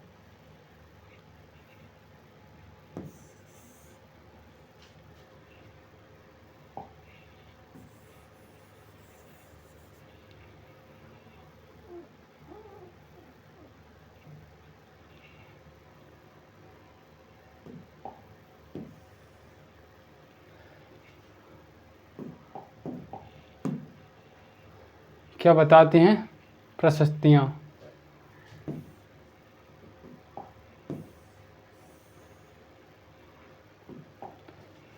दरअसल अरविंद गुप्त वंश के प्रसिद्ध राजा समुद्रगुप्त की भूमिका अदा करने जा रहा था। दरअसल ये है, बता रहा क्वेश्चन। समुद्रगुप्त के बारे में हमें इलाहाबाद में अशोक स्तंभ पर खुदे एक लंबे अभिलेख से पता चलता है कि इसकी रचना समुद्रगुप्त के दरबार में कवि और मंत्री हर्षेण द्वारा एक काव्य के रूप में की गई है। इसकी रचना एक काव्य के रूप में हर्षेण द्वारा की गई है। यह एक विशेष किस्म का अभिलेख है जिसे प्रशस्ति कहते हैं। इस अभिलेख को प्रशस्ति कहते हैं। यह एक संस्कृत शब्द जिसका अर्थ है प्रशंसा। प्रशस्ति को मतलब प्रशंसा कहते हैं। प्रशस्तियाँ लिखने का प्रचलन पहले भी था, इसका प्रचलन। जैसे तुमने अध्याय 8 में गौतमीपुत्र की सतकर्णी की प्रशस्ति के बारे में पढ़ा था, और हमने बताया ना गौतमीपुत्र के बारे में। ये मातृपक्ष से संबंधित है, क्वेश्चन बनता है। परंतु गुप्त काल में इनका महत्व और बढ़ गया, प्रशस्तियों का। समुद्रगुप्त की प्रशस्तियाँ।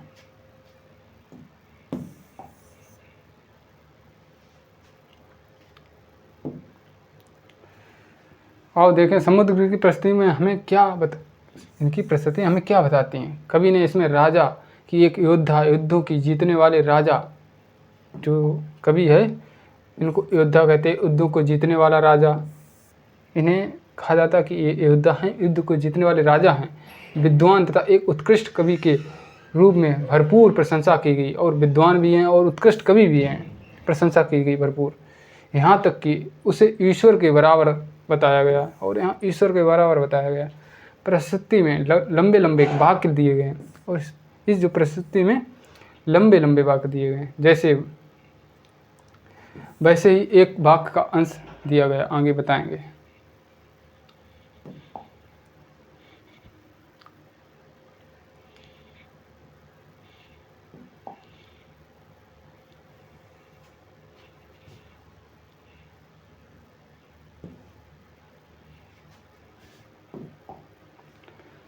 योद्धा समुद्रगुप्त।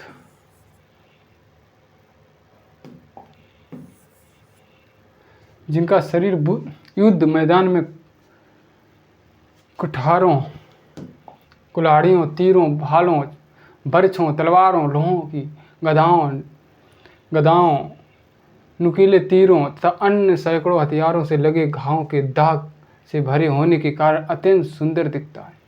अत्यंत सुंदर दिखता है अयोध्या समुद्रगुप्त। अगर तुम मानचित्र में को गौर से देखोगे तो पाओगे कि एक क्षेत्र को हरे रंग से रंगा गया है तथा पूर्वी समुद्र तट के साथ साथ एक क्रम में लाल बिंदु देखे हुए और कुछ बैगनी बता रहे हैं ऐसे।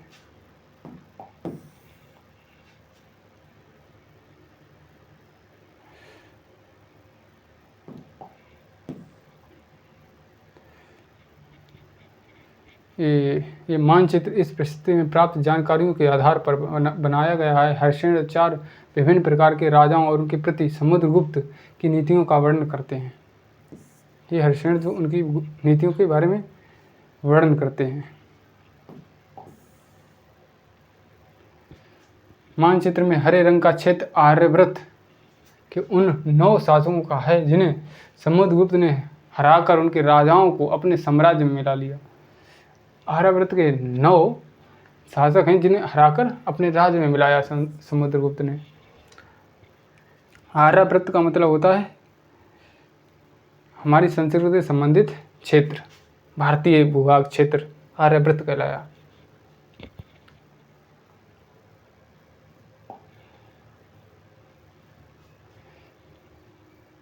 इसके बाद दक्षिणापथ के 12 शासक आते हैं। दक्षिणापथ के 12 शासक आते हैं। इनमें से कुछ की राजधानियों को दिखाने के लिए मानचित्र पर लाल बिंदु दिए गए हैं और इनमें सब ने हार जाने पर समुद्रगुप्त के सामने समर्पण किया। और दक्षिणापथ मतलब साउथ में 12 मतलब हारने का समर्पण किया था, उसमें लिखवाया है। समुद्रगुप्त ने इन्हें फिर से शासन करने की अनुमति दी। जब हार गए तो समुद्रगुप्त ने कहा फिर आप शासन करो। मतलब दिखाया था अपना रुतबा कि हम आपको हरा सकते हैं, लेकिन आप शासन करिए। पड़ोसी देशों का आंतरिक घेरा बैगनी रंग से रंगा गया है। इनमें से असम तटीय, बंगाल, नेपाल, उत्तरी पश्चिम के कई गढ़ और संघ इस अध्याय में आते हैं। समुद्रगुप्त के लिए उपहार लाते थे जो उनकी आज्ञाओं का पालन करते थे और उनके दरबार में उपस्थित हुआ करते थे और दरबार में टाइम टाइम से उपस्थित होते थे। बाह्य इलाकों के शासक जिन्हें नीले रंग से रंगा गया है और संभवतः कुषाण और शक वंश के थे और श्रीलंका के शासक भी थे। इन्होंने समुद्रगुप्त की अधीनता स्वीकार की और अपनी पुत्रियों का विवाह उससे किया। और इसने जैसे कुषाण हैं, शक जो थे, उन्होंने अधीनता स्वीकार की और अपने संबंध जोड़ लिए, पुत्रियों की शादी करी उसी वंश में। समुद्रगुप्त के इधर बीड़ा बजाने वाला राजा समुद्रगुप्त के कुछ अन्य गुणों को सिक्कों पर दिखाया गया है, जैसे कि इस सिक्के में उन्हें बीड़ा बजाते हुए दिखाया गया। ये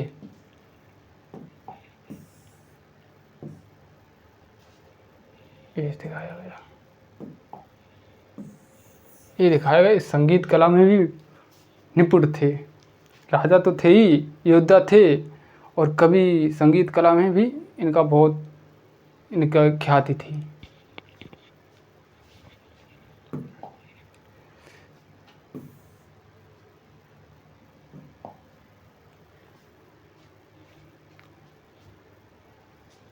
ये है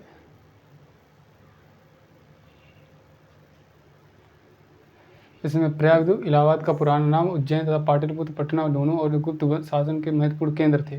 ये गुप्त शासन के महत्वपूर्ण केंद्र थे। आर्यावर्त और दक्षिणापथ के राजाओं के साथ समुद्रगुप्त के व्यवहार में क्या अंतर था और इस अंतर के पीछे कोई कारण दिखाई नहीं। ये है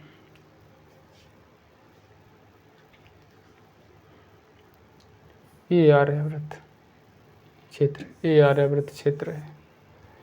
ये आंतरिक राज्य, यहाँ तक शासन था, आंतरिक राज्य। ये बाहरी क्षेत्र थे, इनमें इनका कब्जा नहीं था।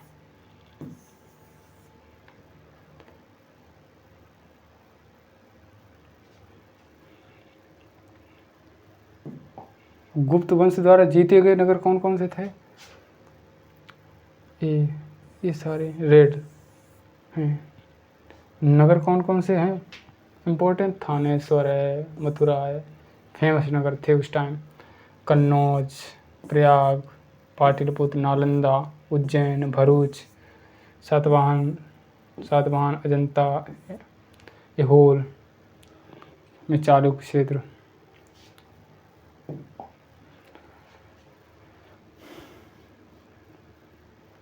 इधर पल्लव रहते थे। ये चेर, चोल, पांड्य, पल्लव।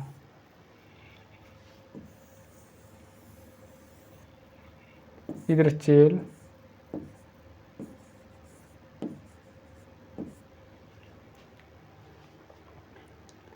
चोल,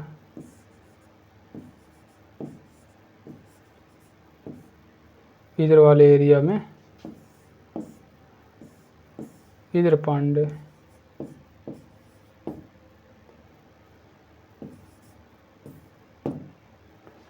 इधर इधर पल्लव।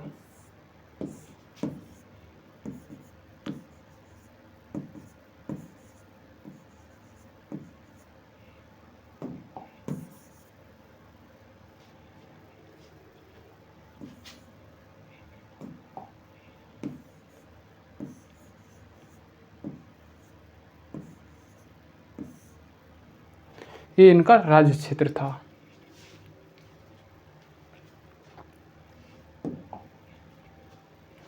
इधर केरल में चेल, इधर केरल और कर्नाटक में पांड्य, तमिलनाडु तरफ चोल, ऊपर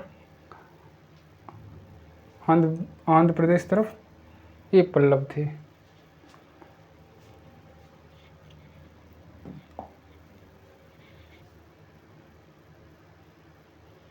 वंशावलियाँ। अधिकांश प्रशस्तियाँ शासकों के पूर्वजों के बारे में बताती हैं। अधिकांश जो प्रशस्तियाँ हैं जो पूर्वजों के बारे में बताती हैं ये प्रशस्ति भी समुद्रगुप्त के प्रपिता, पितामह यानी कि परदादा, दादा, पिता और माता के बारे में बताती हैं। ये प्रशस्तियाँ इनके पारिवारिक सदस्यों के बारे में बताती हैं। उनकी माँ कुमार देवी लिच्छवी गढ़ की थीं और पिता चंद्रगुप्त गुप्त वंश के पहले शासक थे।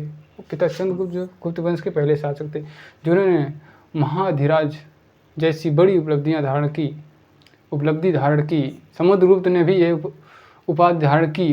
उनके दादा और परदादा का महाराजा के रूप में ही उल्लेख है और उनके दादा परदादा का उल्लेख महाराजा के रूप में उल्लेख है। इससे ये आभास मिलता है कि धीरे धीरे इस वंश का महत्व बढ़ता गया और इस वंश का महत्व बढ़ते ही गया।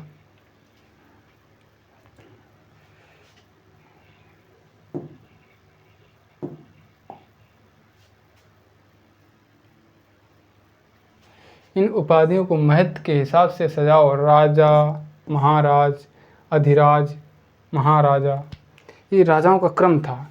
राजा, महाराजा, सम्राट, महाराजा, अधिराज, महाराज।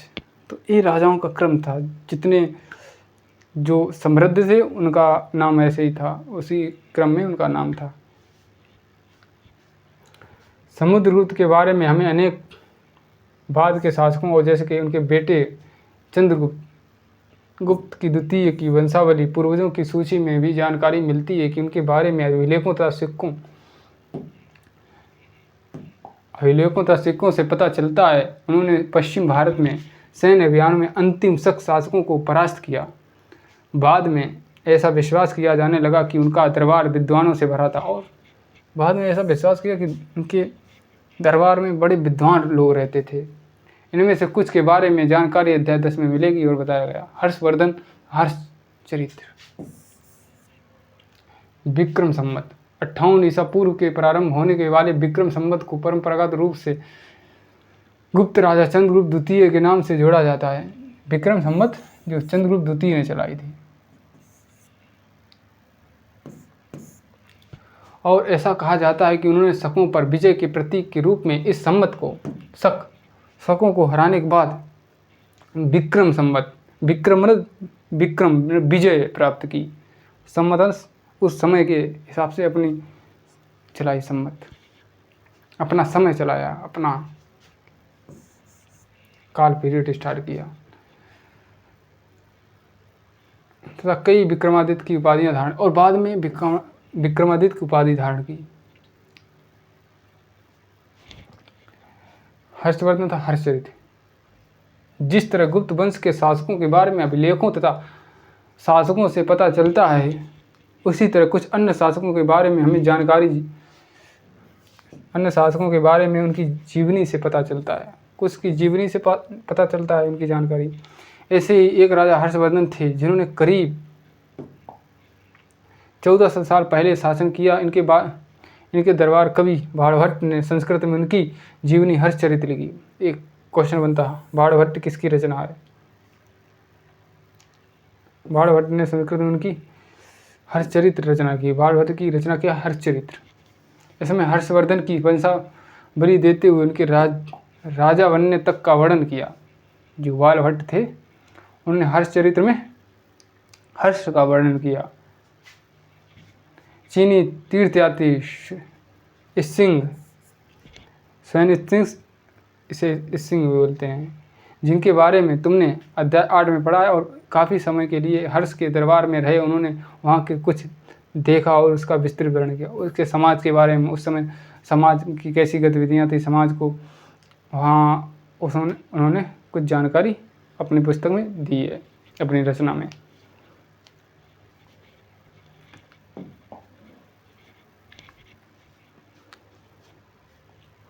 हर्ष अपने पिता के सबसे बड़े बेटे नहीं थे, पर अपने पिता और बड़े भाई की मृत्यु हो जाने पर थानेश्वर के राजा बने।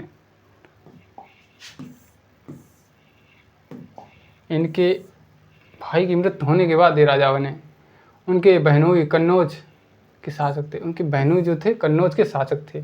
जब बंगाल के शासक उन्हें मार डाला, जब बंगाल के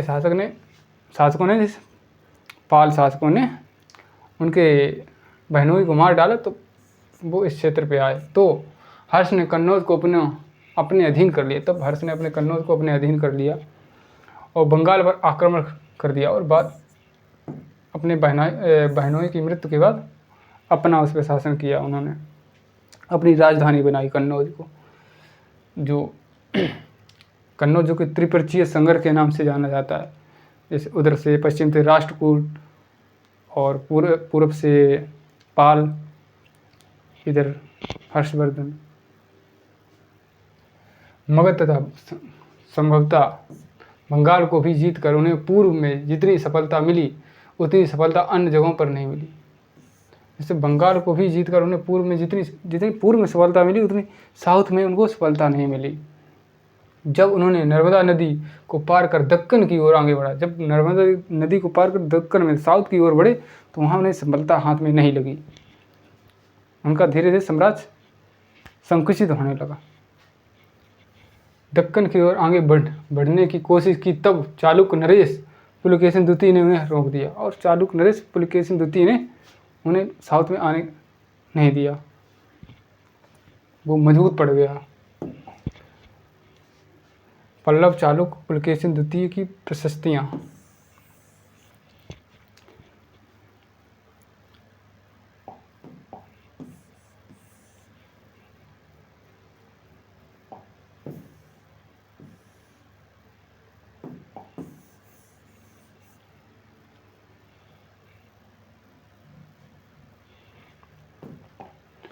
इस काल में पल्लव और चालुक्य दक्षिण भारत के सबसे महत्वपूर्ण राजवंश थे और पल्लव इस समय इस एरिया में पल्लव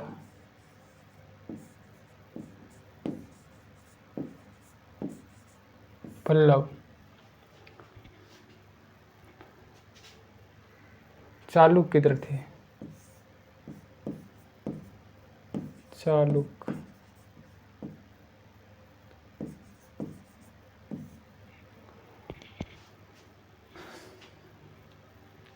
इस काल में पल्लव और चालुक्य दक्षिण भारत के सबसे महत्वपूर्ण राजवंश थे। पल्लवों का राज्य, उनकी राजधानी कांचीपुरम, क्योंकि तमिलनाडु के आसपास के क्षेत्र में, कांचीपुरम जो तमिलनाडु में, उसके आसपास के क्षेत्र से लेकर कावेरी नदी के डेल्टा तक फैला था। उसका यहाँ तक कावेरी के डेल्टा तक फैला था। जबकि चालुक्यों का राज कृष्णा और तुंगभद्रा की नदियों के बीच, कृष्णा और तुंगभद्रा जो कि वर्तमान में महाराष्ट्र क्षेत्र में उनका प्रशासनिक क्षेत्र था। चालुक्यों की राजधानी ऐहोल ऐहोल थी, ये प्रमुख व्यापारिक केंद्र था। धीरे धीरे धार्मिक केंद्र भी बन गया, जहाँ कई मंदिर पल्लव और चालुक्य एक दूसरे की सीमाओं का अतिक्रमण करते थे और ये एक दूसरे की सीमाओं का अतिक्रमण करते थे। कहीं उधर एक उसकी सीमा में आए, कहीं इसकी सीमा, इनका आपस में लड़ाई झगड़ा चलते ही रहता था। मुख्य रूप से राजधानियों को निशाना बनाया जाता, राजधानियों को कंट्रोल करने के लिए इनका निशाना रहता था। जो समृद्ध शहर थे और समृद्ध शहर अगर कंट्रोल में आ जाएंगे तो राजस्व वहाँ से मिलेगा, उसको निशाना बनाकर रहते थे। पुलकेशिन द्वितीय सबसे प्रसिद्ध चालुक्य राजा थे। पुलकेशिन द्वितीय सबसे चालुक्य राजा, मतलब सबसे फेमस राजा हुआ, जिनके बारे में हमें अनेक दरबारी कवि रविकीर्त द्वारा रचित प्रशस्ति में पता चलता है। इसमें से अनेक पूर्वजों, खास तौर पर पिछली 4 पीढ़ियों के बारे में बताया गया है। पुलकेशिन द्वितीय को अपने चाचा से यह राज्य मिला था। पुलकेशिन द्वितीय को अपने राजा चाचा से यह राज्य मिला।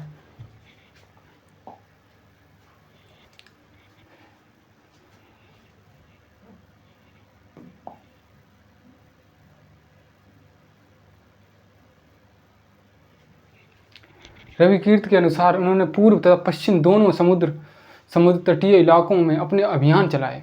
रविकीर्त के अनुसार इन्होंने पूर्व और पश्चिम दोनों समुद्री तटीय इलाकों में अभियान चलाए, पूर्वी घाट पश्चिमी घाट दोनों तरफ हमें अभियान चलाए।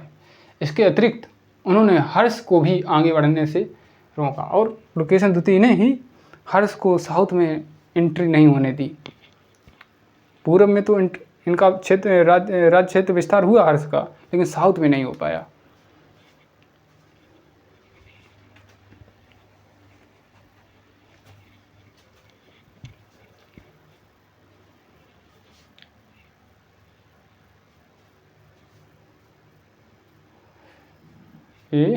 इसके अतिरिक्त उन्होंने हर्ष को भी आगे बढ़ने से रोका। हर्ष का अर्थ है आनंद। हर्ष मतलब प्रसन्न, आनंद, इसका मतलब सिनोनिम्स इसके पर्यायवाची होते हैं। कवि का कहना है कि इस पराजय के बाद हर्ष अब हर्ष नहीं रहा। हर्ष अब हर्ष नहीं रहा। जब साउथ में उसकी विजय नहीं हो पाई, अपने क्षेत्र नहीं जीत पाया, तो हर्ष अब हर्ष नहीं, हर्ष टूट गया। उधर हर जगह पर सफलता मिल रही थी, साउथ में मिली नहीं, तो हर्ष नहीं रहा। अब प्रसन्नचित्त नहीं रहने लगा, वो दुखित हो गया वो उस हार से, साउथ में पुलकेशिन द्वितीय वाली से। पुलकेशिन द्वितीय ने पल्लव राजा के ऊपर भी आक्रमण किया। बलशाली राजा था, तो इसने पल्लवों पर भी आक्रमण किया, जिसे कांचीपुरम की दीवार के पीछे शरण लेनी पड़ी। और जैसे कांचीपुरम दीवार में शरण लेनी पड़ी तभी बच पाया। पर चालुक्यों की विजय अल्पकालीन ही थी और इनकी जीत अल्पकालीन ही थी, ज़्यादा दिनों तक नहीं टिक पाई। जीतते तो गए एरिया, लेकिन कम समय तक, इनका टाइम पीरियड कम ही रहा। लड़ाई से दोनों वंश दुर्बल होते गए और दोनों चालुक्य और पल्लव दोनों आपस में लड़ते ही रहते थे। कहीं उसकी सीमा में घुस रहे, वो उसकी सीमा में घुस रहे, तो ये दुर्लभ हो गए दोनों वंश।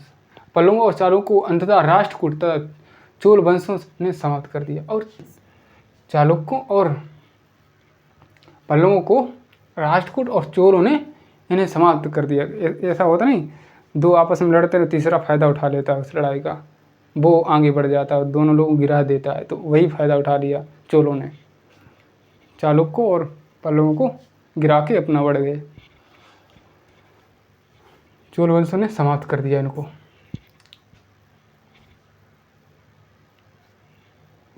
राष्ट्रकूट और चोल वंशों ने समाप्त कर दिया। इसके बारे में तुम कक्षा 7 में पढ़ोगे, आगे पढ़ोगे।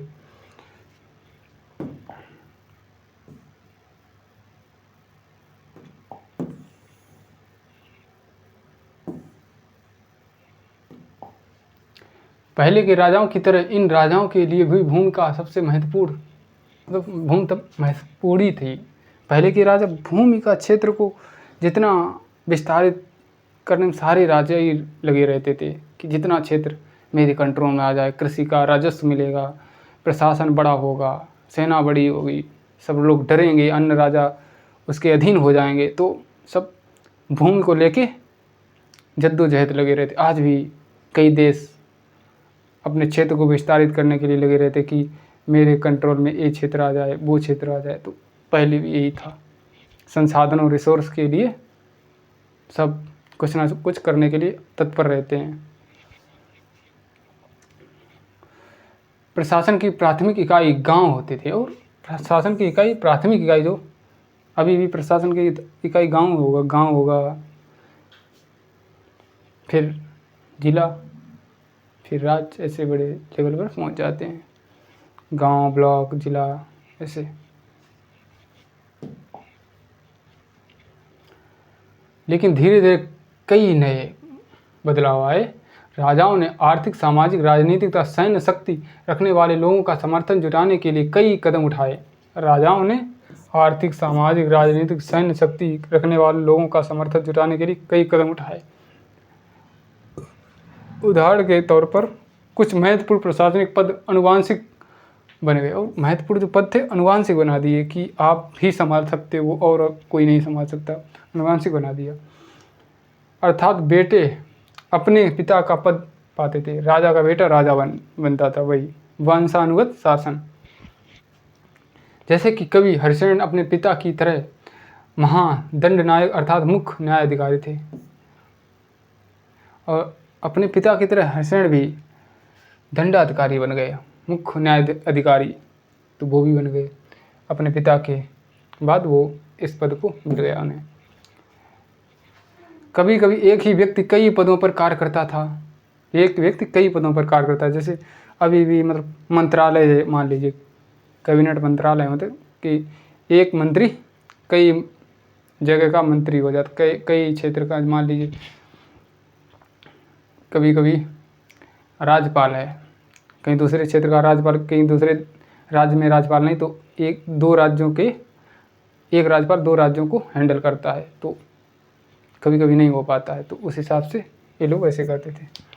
कभी कभी एक ही व्यक्ति कई पदों पर कार्य करता था, जैसे कि हरिशरण, मान लीजिए पीएम होता है, वो सांसद भी होता, प्रधानमंत्री भी होता है।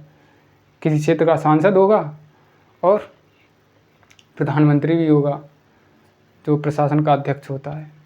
तो दो पद की भूमिका निभाते हैं प्रधानमंत्री। कभी कभी एक ही व्यक्ति कई पदों का कार्य करता था, और जैसे कि हर्षण में इसमें बताया गया है। संभवतः वहाँ के स्थानीय प्रशासन में प्रमुख व्यक्तियों का बहुत बोलाबाला था, स्थानीयों का बहुत बोलाबाला था। इसमें से नगर श्रेष्ठी यानी मुख्य बैंकर या शहर का व्यापारी, सार्थवाह यानी व्यापारियों के काफिले का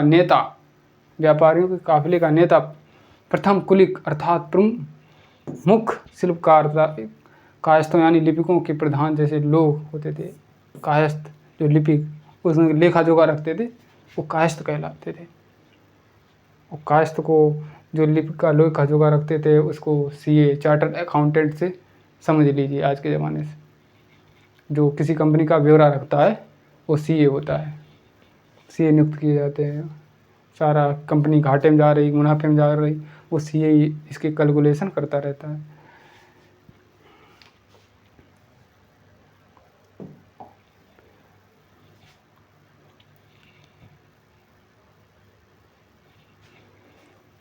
इस तरह की नीतियाँ कुछ हद तक प्रभावशाली होती थीं, पर समय के साथ साथ इसमें कुछ व्यक्ति इतने अधिक शक्तिशाली हो जाते थे कि अपना स्वतंत्र राज्य स्थापित कर लेते थे, और स्वतंत्र राज्य अपना स्थापित कर लेते, इतने शक्तिशाली होते थे, अपना खुद का स्वतंत्र राज्य स्थापित कर लेते थे।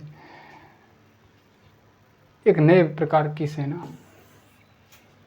कुछ राजा अभी भी पुराने राजाओं की तरह एक सुसंगठित सेना रखते थे। कुछ राजा अभी भी पुराने तरह के सुसंगठित सेना रखते थे, जिसमें से हाथी, रथ, घुड़सवार, पैदल सिपाही होते थे। पर इसके साथ साथ कुछ सेना नायक भी रखते थे, और सेना नायक भी रखते थे जो युद्ध को जिताते थे, जो आवश्यकता पड़ने पर राजा को सैनिक सहायता दिया करते थे। इन सेना नायकों को कोई नियमित वेतन नहीं दिया जाता था, बदले में इनमें से कुछ को भूमि दान दिया जाता।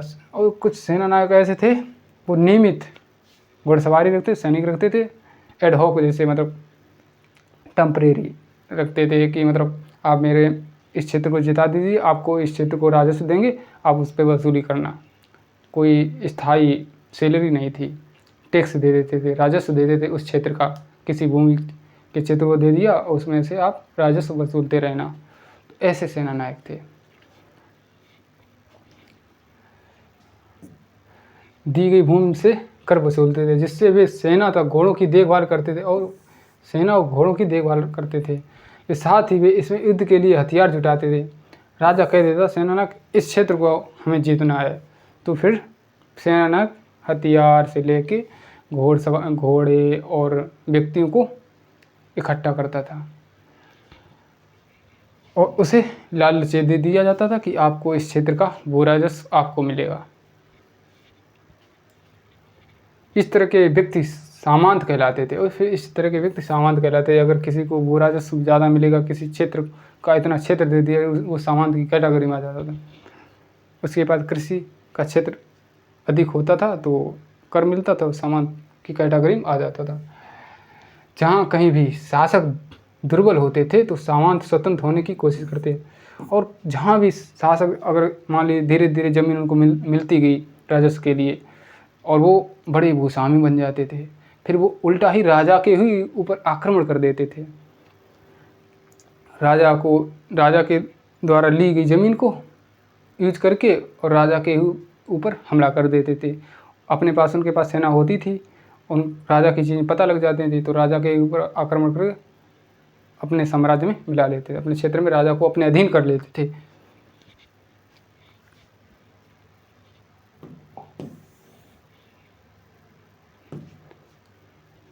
दक्षिण के राज्यों में सभाएं हैं।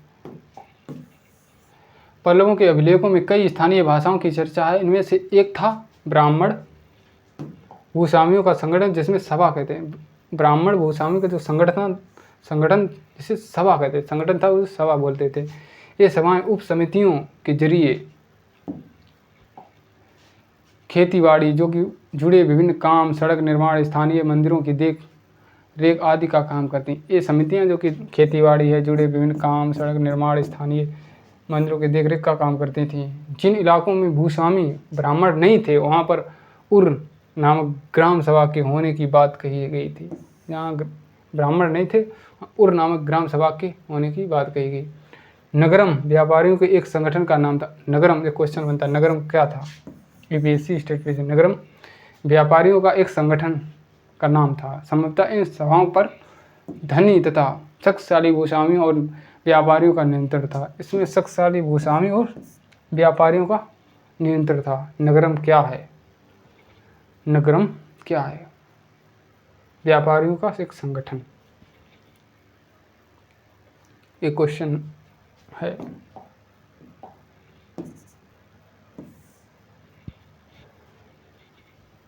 इसमें बहुत सी स्थानीय सभाएं शताब्दियों तक काम करती रही हैं।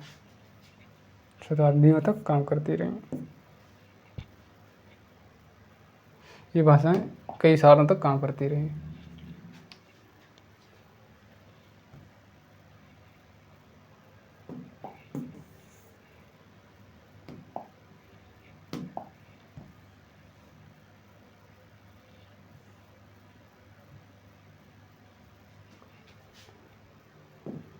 उस ज़माने में आम लोग की क्या भूमिका रहती थी और उनका जीवन कैसा था? आम लोगों का जनसाधारण के रूप में जीवन की थोड़ी बहुत झलक हमें नाटकों तथा कुछ अन्य स्रोतों से मिलती है। जो चोरों था इसके कुछ उदाहरण देते हैं। चोर जो इसके कुछ चलो इसके कुछ उदाहरण देखते हैं।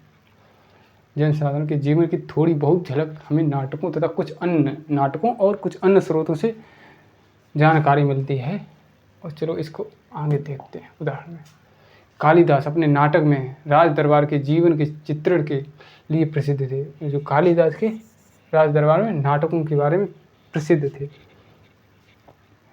इन नाटकों में एक रोचक बात यह है कि राजा और अधिकांश ब्राह्मणों को संस्कृत बोलते हुए दिखाया गया और राजा और ब्राह्मणों को संस्कृत में बोलते हुए दिखाया गया, जबकि अन्य लोगों तथा महिलाओं प्राकृत में बोलते थे। जितने आम लोग थे उनको प्राकृत में बोलते हुए दिखाया गया है।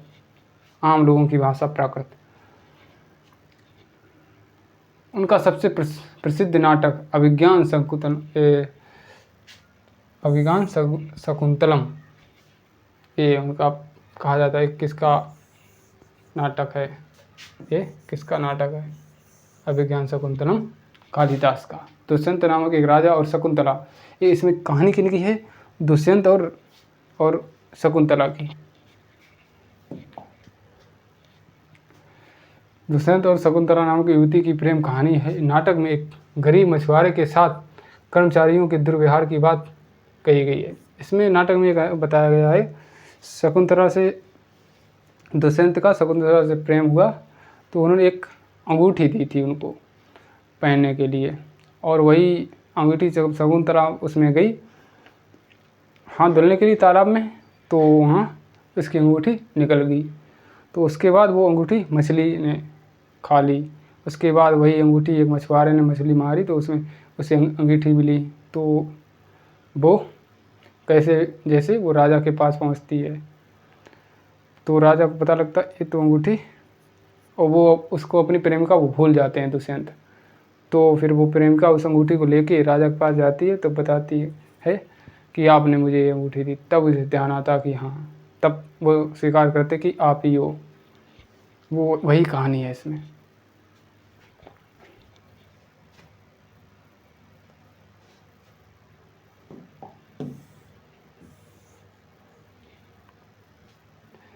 एक मछुआरे को एक कीमती अंगूठी मिली, वही आपको बताया कहानी। एक मछुआरे को एक कीमती अंगूठी मिली, वह अंगूठी राजा को शकुंतला को भेंट दी थी। दुर्घटनावश उसे मछली निकल गई, और जब मछुआरा इस अंगूठी को लेकर राजमहल पहुंचा तो राज द्वारपाल ने उस पर चोरी का आरोप लगा। हाँ, और फिर इस पर चोरी का आरोप लगा दिया द्वारपाल।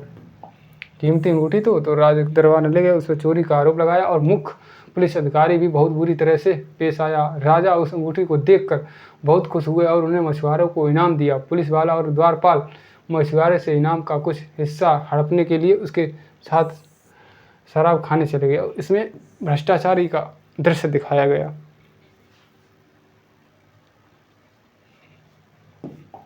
लेकिन वो प्रेम कहानी थी, इसमें भ्रष्टाचार से संबंधित कि वहाँ के दरबारी कैसे भ्रष्ट थे। चीनी तीर्थयात्री फाहियान का अध्ययन उन लोगों की दुर्गति पर भी गया है जिन्होंने ऊंचे तो और शक्तिशाली लोग अछूत मानते थे। चीनी तीर्थयात्री का फाहियान का अध्ययन उन लोगों की दुर्गति पर भी गया है जिन्हें ऊंचे और शक्तिशाली लोग अछूत मानते थे। उन्होंने आम लोगों को जो छोटे लेवल के थे और वैसे जिन्हें लोग अछूत मानते थे उनकी दुर्गति को देखा फाहियान ने। उनका अध्ययन कर उनकी जानकारी अपनी रचना में दी, उनका जीवन कैसे था। कई जितने शिलालेख जितने पांडुलिपियाँ हैं वो सब राजाओं के बारे में, आम जनजीवन के बारे में जानकारियाँ कम मिलती हैं, तो उसके फाहियान के द्वारा थ्रू मिलती हैं, इस चीनी यात्री के थ्रू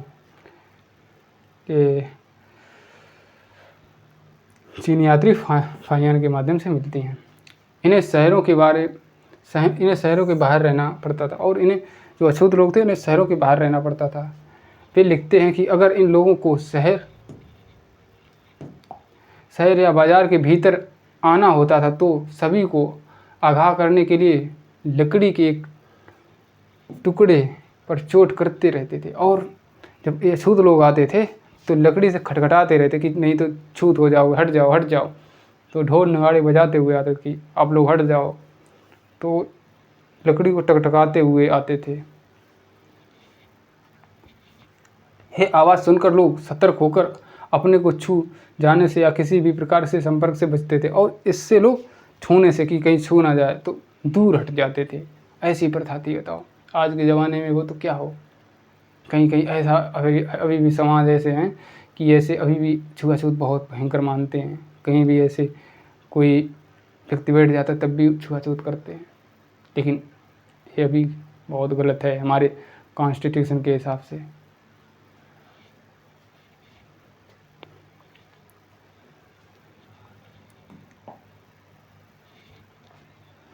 यह जगह बाणभट्ट द्वारा अभियान पर निकली राजा की सेना का बड़ा सजीव चित्रण दिखाया गया है। राजा की सेना, राजा बड़ी यात्रा में साजो सामान लेकर यात्रा करते थे।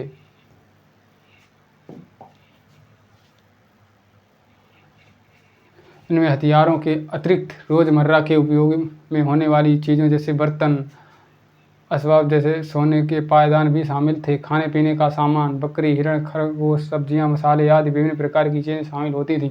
ये सारी चीज़ें ठेले गाड़ियों पर ऊँटों तथा हाथियों जैसे सामान ढोने वाले जानवरों की पीठ पर लाद कर ले जाई जाती थी। ये चीज़ें जानवर बड़े बड़े हाथियों पर रख के सामान ले जाती थी, कहीं आक्रमण करना होता था। इस विशाल सेना के साथ साथ संगीत, नगाड़े, बिगुल तुरही बजाते थे। ये इसके थ्रू जाते थे, संगीत बजाते, बिगुल बजाते, गाना बजाना बजाते हुए जाते थे। रास्ते में पड़ने वाले गांव वालों को उनका सत्कार करना पड़ता, और रास्ते में जो गांव वाले थे उनको सत्कार करना पड़ता था इस चीज़ों को। वे दही, गुड़ तथा फूलों का उपहार लाते थे, तो जानवरों को चारा भी देते थे वे।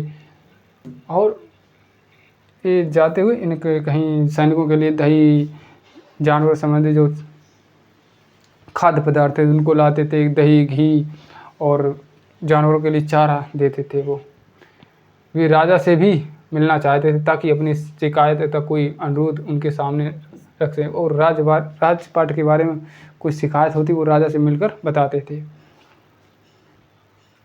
पर ये सेनाएं अपने पीछे विनाश और विध्वंस की निशानी छोड़ जाती थीं, और अक्सर गांव वालों में झोपड़ियाँ हाथी कुचल डालते थे। और ये विनाश राजा जब निकलता था तो कई झोपड़ियाँ नष्ट हो जाती, बड़े बड़े हाथी चलते थे, तो विनाश का कारण बनती थी और आम लोगों की तबाही हो जाती थी।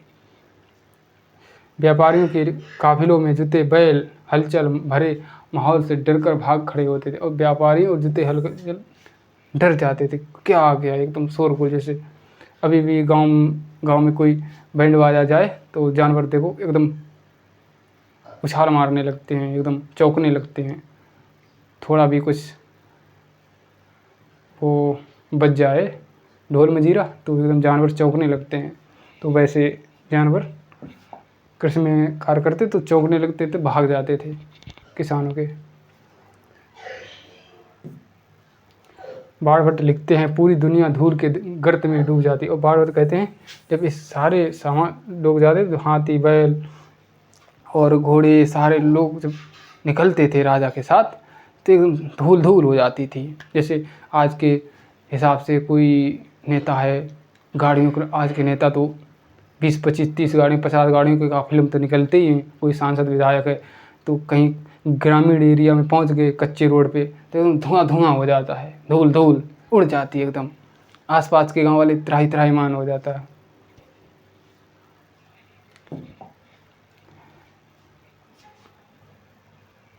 सेना के साथ ले जाई जाने वाली चीज़ों की सूची बनाओ। यही दूध, दही, चारा, ये सारी चीज़ें।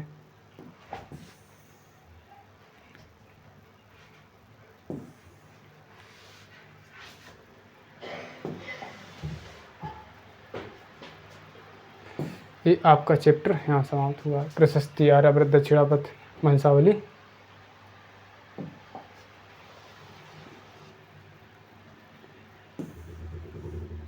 ये तिथियाँ गुप्त वंश की शुरुआत लगभग 1700 साल पहले, हर्षवर्धन का शासन 1400 साल पहले, ये बताया गया। ये क्वेश्चन है, आप कर लेना इसको।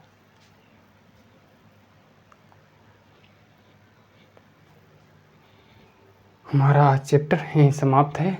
कल एक चैप्टर और हो जाएगा, फिर MCQ जिसके UPSC और स्टेट PCS के PYQ आधारित MCQs जो आपकी तैयारी को बहुत मजबूत बनाएंगे और PT के एग्ज़ाम के लिए बहुत इम्पोर्टेंट होंगे। और ये NCERT सिर्फ PT के लिए नहीं है, PT और मेंस दोनों के लिए। ये मेंस के लिए बहुत भूमिका अदा करती है। मेंस का क्वेश्चन एनालाइज करके होता है ना, तो उसी हिसाब से NCERT आपका बेसिक बहुत मजबूत बनाती है। तो आपको NCERT की सीरीज़ सही समय पर ऐसे ही सारे क्लास वीडियोज़ देखना है और अपनी तैयारी को और मजबूत करना है, जो कि आगे वाले एग्ज़ामों के लिए आपको सफल करे। मान लीजिए आने वाले एग्ज़ाम हैं, UPSC का भी है, आगे फिर PCS का है, UP PCS, BPSC, Uttarakhand PCS, RS, ये सारे एग्ज़ामों के लिए NCERT की अहम भूमिका होती है। तो कृपया आप इस सीरीज़ का लाभ उठाते हुए इसका अध्ययन करें चलिए, धन्यवाद।